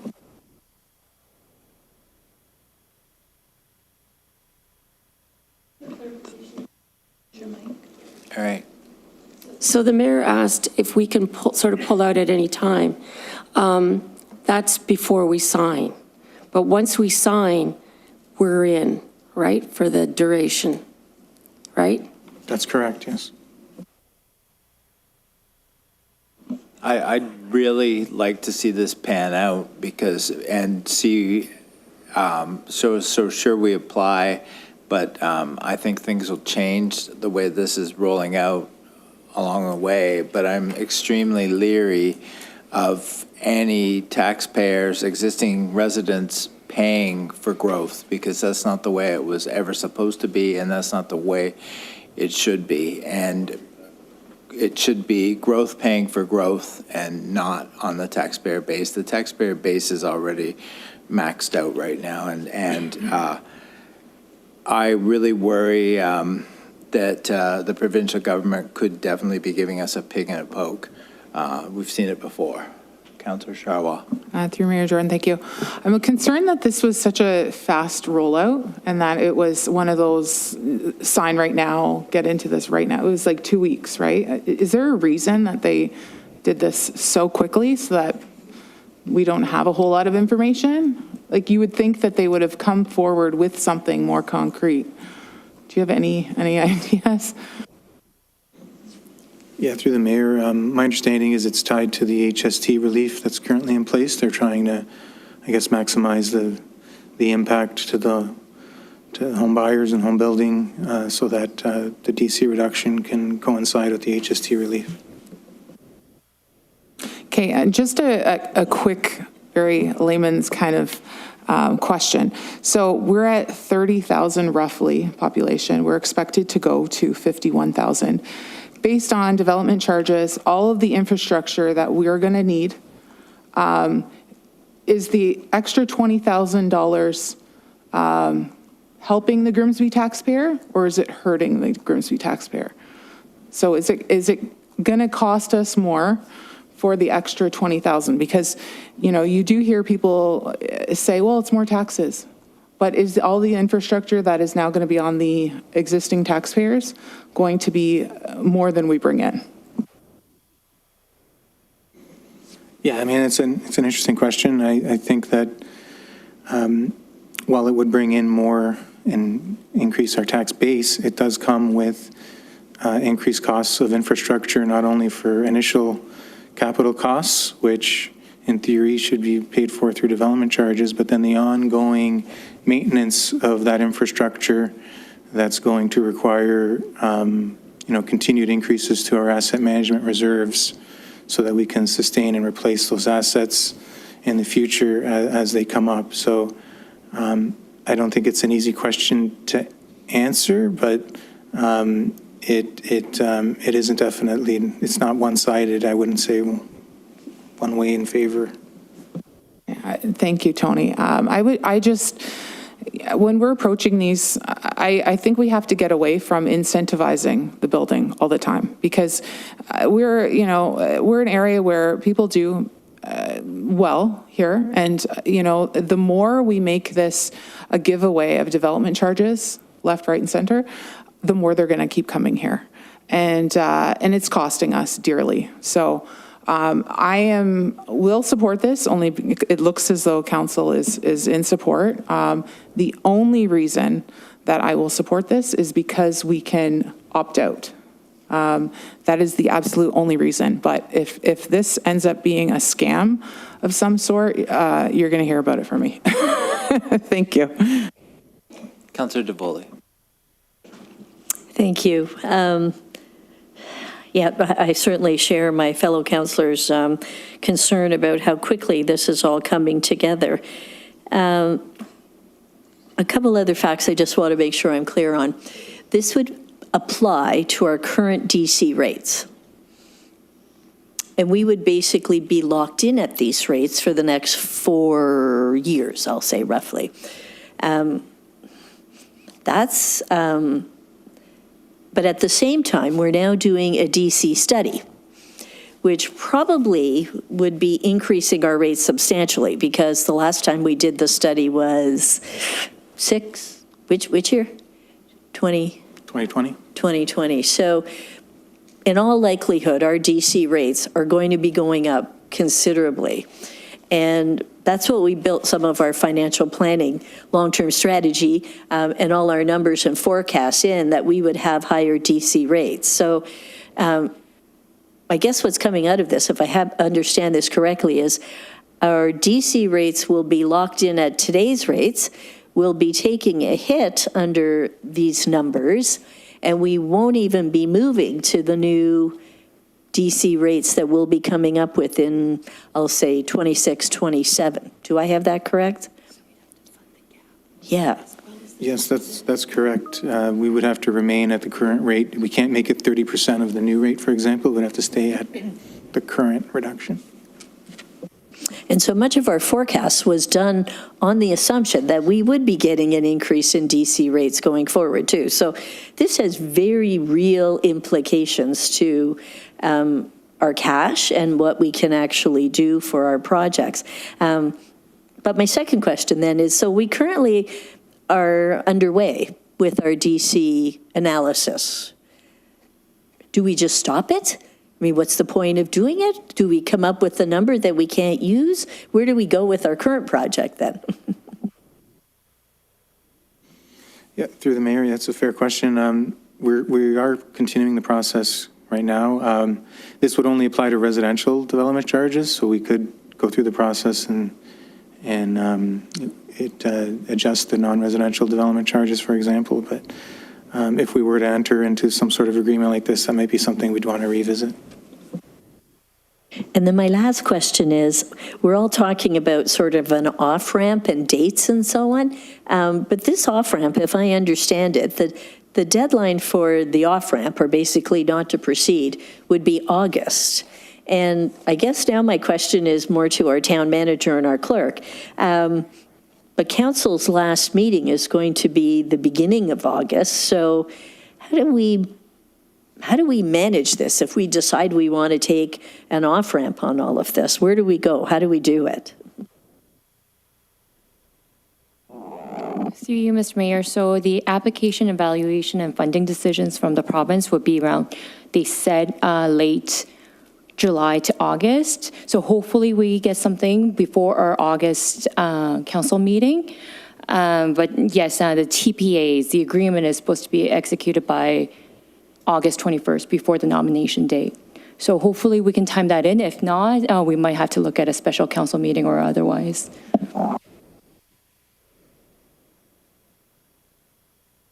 Councillor DeFlavia. Thank you, Mayor. Through you.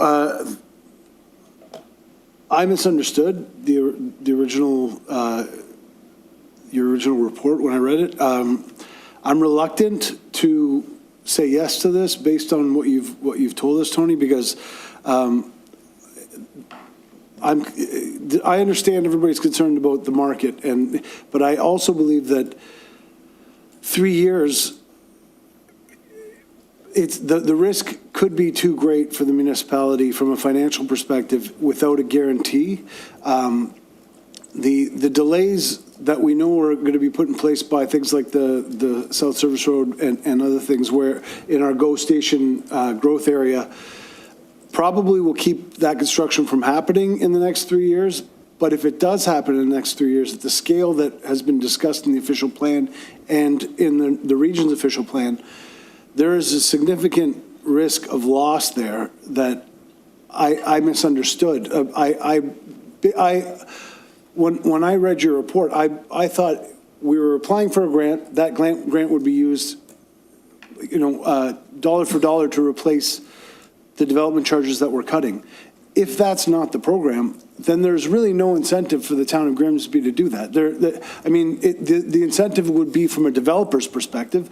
It would reduce their development charges. But from the town's perspective, I don't see any incentive to do that because we would be the risk far outweighs the reward in this case. The reward potentially is more construction, if you see that as a reward.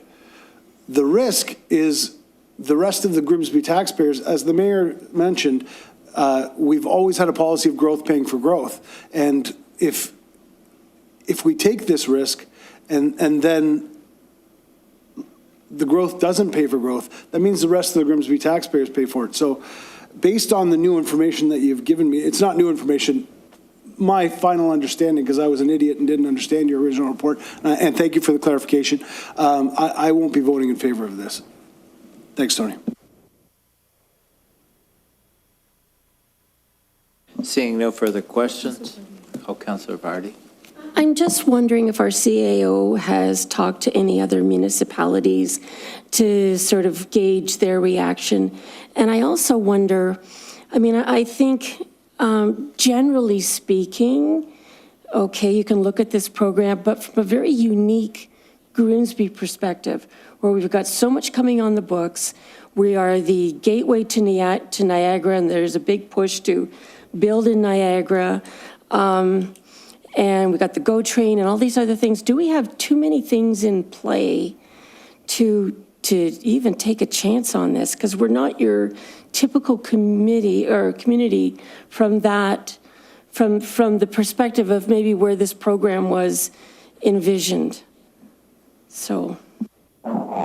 Through you, Mr. Mayor, yes, I did talk to all the CAOs in the region. I think everyone did take it to council. I think they contemplated between the 30% or the 50% reduction and the 10% upfront cost. So those conversations are being held across the region.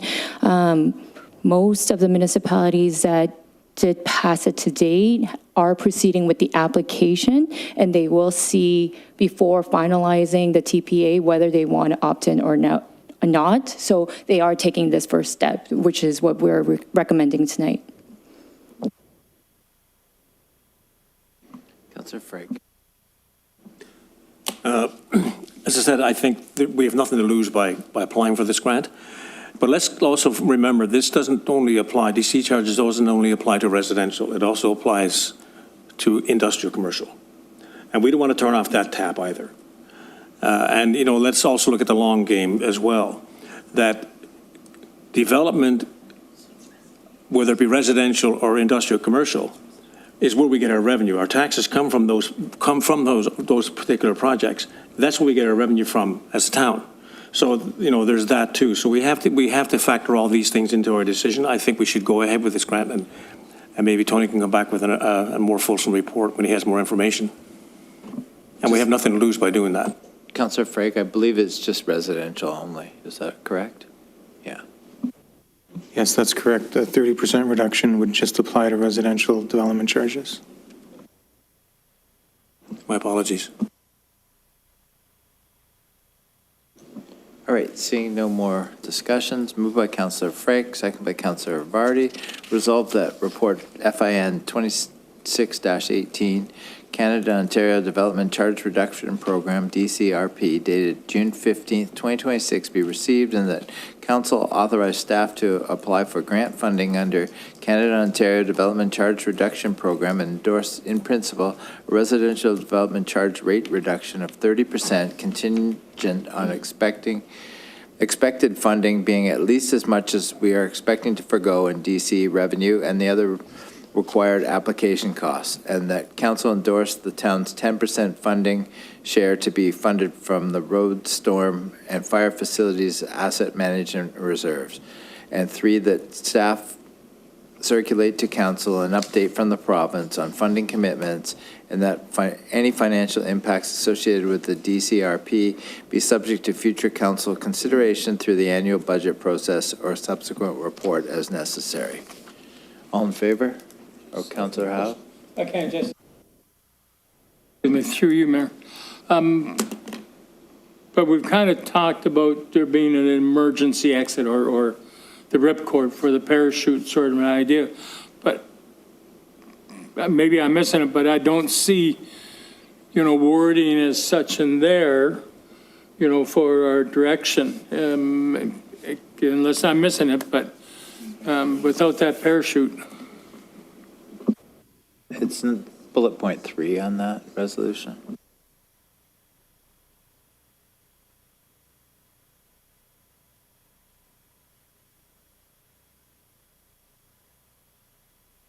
It's three on the resolution. It says that staff circulate to council an update from the province on funding commitments and that any financial impacts associated with the DCRP be subject to future council consideration through the annual budget process or subsequent report as necessary. But that's well past any type of date that they're giving us, in my mind. If we're in the budget process, that sure as heck misses June or July or whatever these dates are that. Through the chair, staff are committing to reporting back if they get a transfer payment agreement. That's what that's saying. Yeah. So we will report back with the TPA.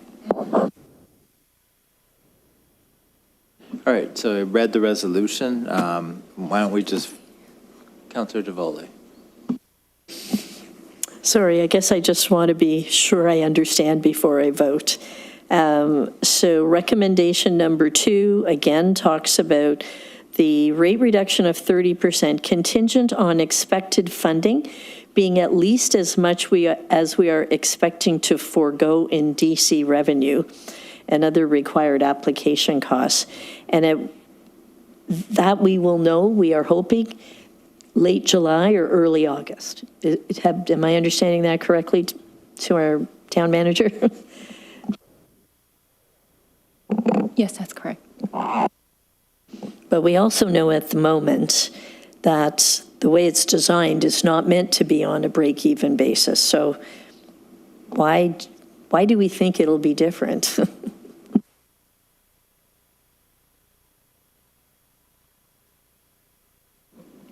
Yeah, through the mayor. We were originally thinking we could use development charge funding to pay for our 10% share. The fact that we can't does make it less attractive. But again, we would want to apply and see what we're eligible for, see if there's any opportunity to negotiate, and then we'll see that'll give us the opportunity to weigh whether it actually makes sense or not. So it's like a soft application with hopefully some more information that will come to us before the end of July, beginning of August, and then we will meet again to reevaluate whether we really want to sign the agreement. Is that a correct interpretation? That's correct. All right, so I read the resolution. I'll just get a show of hands in favor. Well, why don't we just do East Greb then? Make it easier.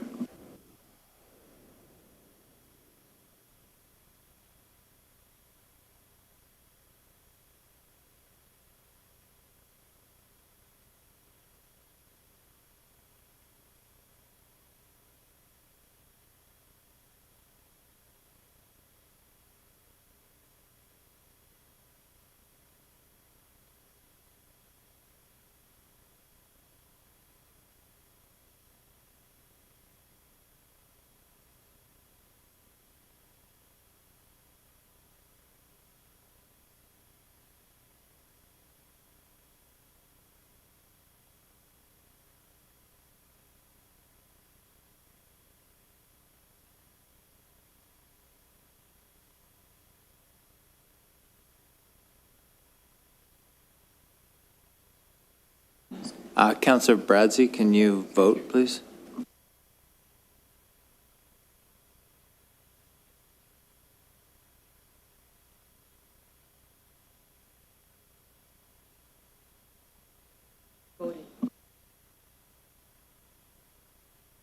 Mayor did vote. Did it go through? Yeah, Yes, it went through.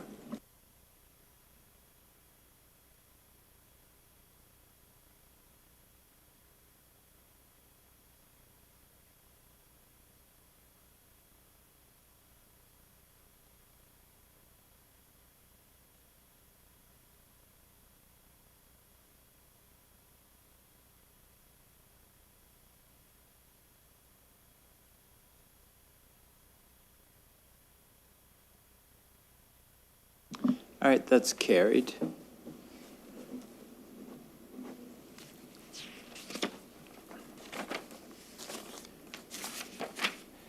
And let's go.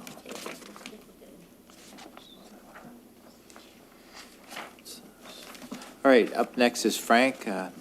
Frank, welcome to the podium.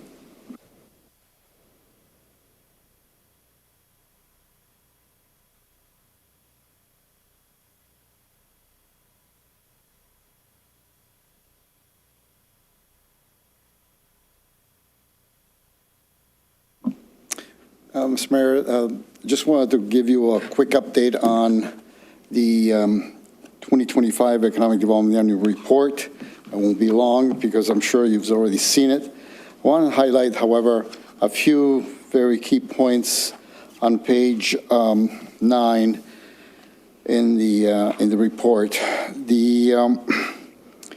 We continually talk about a lot of our local businesses expand their operation locally, and about 80 to 90% of all the new jobs created in a community come from the existing businesses.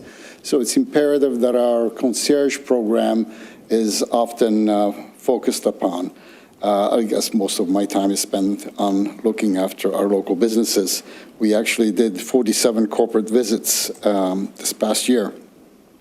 The top of page 9 identifies what we perceive to take place from an industrial perspective in our community in the next 4 years.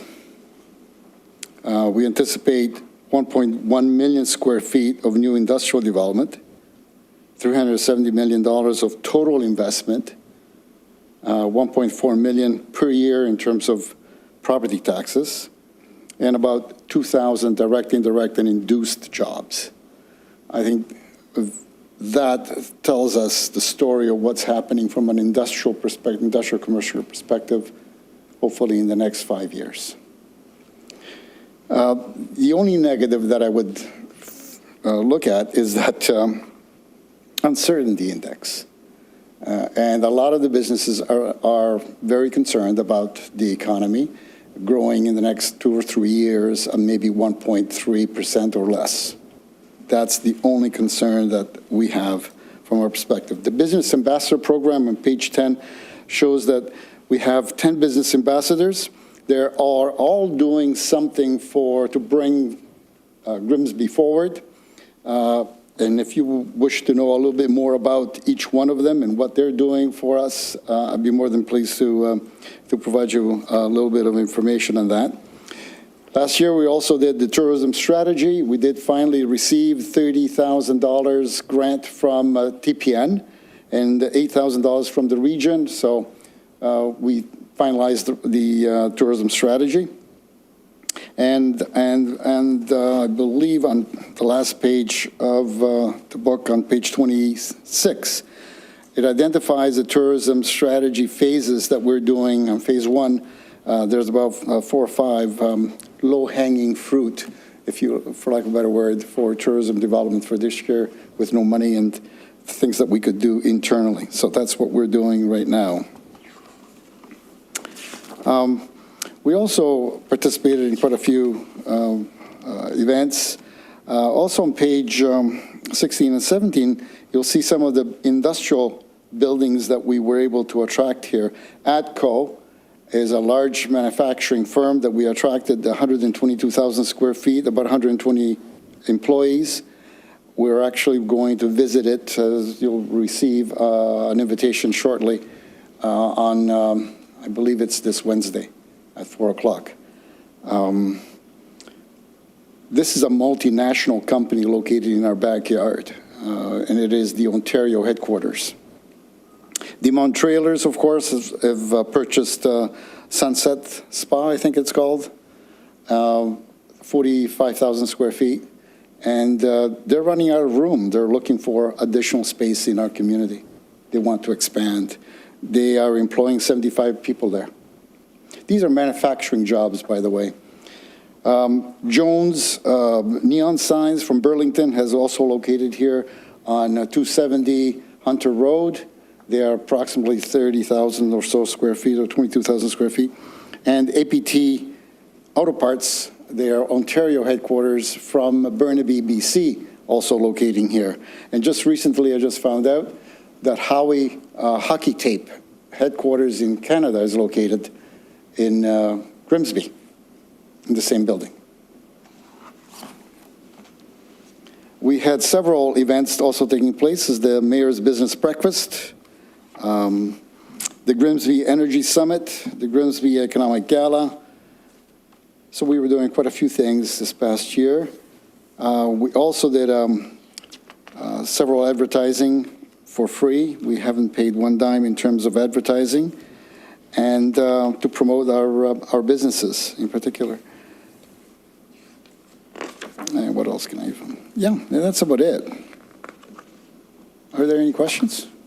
Oh, this is sort of a marketing tool, Mr. Mayor, I'm sorry. Thank you very much for your presentation, and it's an excellent marketing brochure. Councilor DeFlavio. Thank you, Mayor, through you. Frank, first of all, well done on the presentation and on the report. I think it's important to admit when we're wrong, and when I was first re-elected to council, I was very critical of our economic development strategies because, and in your defense, we were coming out of the pandemic, and it was a tough time, and I think you've done a really good job in building from year to year, and you've done a really good job here of showing us where we're going. We are limited by our geographic area, of course, and there are hopefully things that we can do to expand that. The only question I have for you is the Anatolia project, which is in my ward on the South Service Road. I don't think you mentioned it in your presentation. Is there any update? Because originally it said 2025 for shovel in the ground. It's 2026. We still haven't seen any kind of construction. I understand what you talked about, the people being afraid to start these kinds of projects, but it's, a 35-acre site in a very visible part of Grimsby, which I was really excited about when you brought it forward. So just the question, I guess, is there any progress on that? Any news about what's happening with that site? Yeah, good question. It is part of the 1.1 million square feet of industrial. They do have finalized, we do have the site plan agreement. They haven't signed it yet for a variety of other reasons, but MTO has basically told them that they cannot build the first building along the South Service Road because they're thinking, well, the EA process of the expansion of the highway. So that's delaying that opportunity. But, our Director of Planning and Development and our staff have been talking to MTO. They had about 10 or 12 people on the call. We're trying to hopefully surgically analyze that particular development, and maybe it will go forward, depending on what they say. So hopefully in the next couple of months, we'll get that resolved and move forward. But yes, you're talking about 650,000 square feet, 500 new jobs, and a lot of taxes coming into this town. And so that's our next boom time in our community. Through you, Mayor, and we've talked previously in this meeting about new home construction, but new home construction means more parks needed, more recreation facilities needed, more fire stations. New industrial offsets the taxes for the rest of the taxpayers. So I'm hoping to see this come forward. I'm happy to hear the news that you're giving us tonight, but the sooner the better. So whatever we can do from a council perspective, let us know, Frank, because I'm happy to hear this coming through. Councilor DeVoe. Thank you, Mayor Jordan. Councillor DeFlavio asked that last question, which was actually going to be my question. So I'll move on to my second question. And when you drive down the South Service Road, you know, what used to be the NRB property there now says Major Refrigeration on it, and NRB is completely gone. Is that correct? And how many jobs left when they closed down their operations? 60 jobs, but it's not actually closed. What happened is that NRB was purchased by ATCO, consolidating a company in Cambridge. And we brought that company here in Grimsby. So it is now the Ontario headquarters of ATCO, the 122,000 square feet. So the old NRB really was absorbed into ATCO. Correct. And the jobs that were there before, the people who worked for NRB before, are still working there, but working for ATCO. Thank you for clarifying that. Yep. Correct. And as you know, next week, I believe it is, I've sent you an invitation for the 150,000 square feet of industrial space, multiple occupancy industrial space, which Mr. Fiore is expanding in the same site.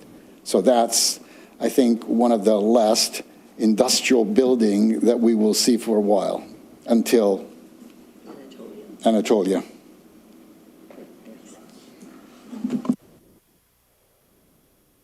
All right, seeing no further questions, thank you very much for your presentation, Frank. You've certainly been busy. Moved by Councillor Frake, second by Councillor Bradsey. Resolved that report CAO 26-06, Economic Development Annual Report 2025, dated June 15th, 2026, including the 2025 Annual Report attached as Appendix A, be received. All in favor? That's carried.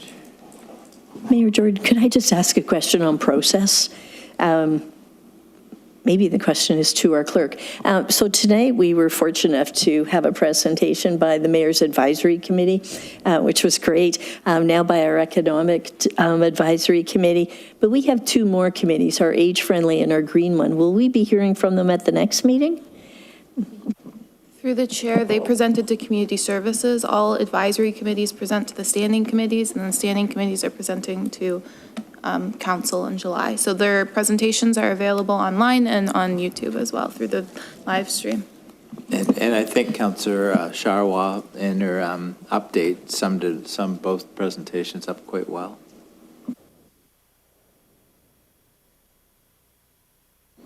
All right, can I have a mover and seconder to receive the memo regarding disbandment of advisory committees?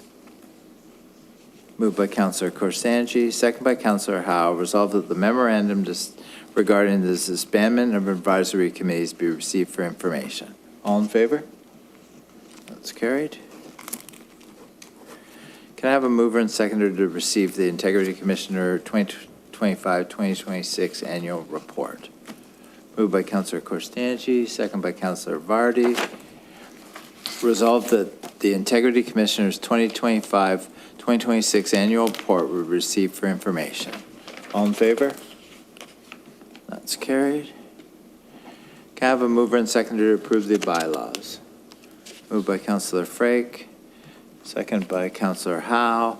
Resolved that leave be given to introduce bylaw 26-39 and that same be read a first time, considered, and passed. All in favor? That's carried. Next council meeting is scheduled for July 13th, 2026 at 5:30 p.m. We are now moving into closed. Can I have a mover and seconder to move into closed session to discuss a biodigester update? Moved by Councillor Vardy. Oh, yeah. And seconded by Councillor DeVoley. Just before we go into closed session, I just want to mention that the Niagara Riverhawks are having an open practice at the Major Refrigeration Peachkin Community Center tomorrow night from 6:15 to 8:15. So if you want to see some pro basketball players, that's the place to go. Yeah, we're going to take a 5-minute break to get Moved into close.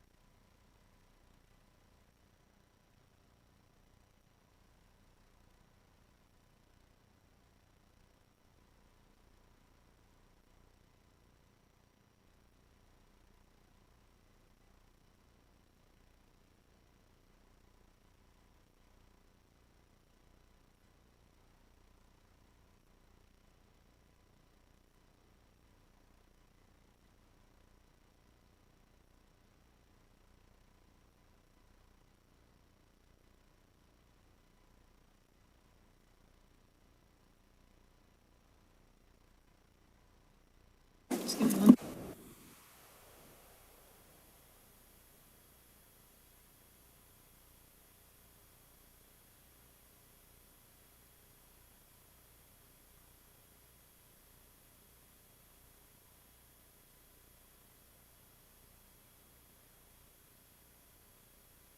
right, welcome back. We are now in open session. Can I have a mover and seconder for the closed session direction? Moved by Councillor Frake, seconded by Councillor DeVoley. Resolved that direction provided in closed session regarding the biodigester update be approved. All in favor? And that's carried. Can I have a mover and seconder for the confirming bylaw? Moved by Councillor Howe, second by Councillor Corstangi. Resolved that leave be given to introduce bylaws 26-40 and that same be read a first time, considered and passed. All in favor? That's carried. Meeting is adjourned. Good night, everyone. We'll go another 15 minutes, don't we? Well, let's get to 4. No. No.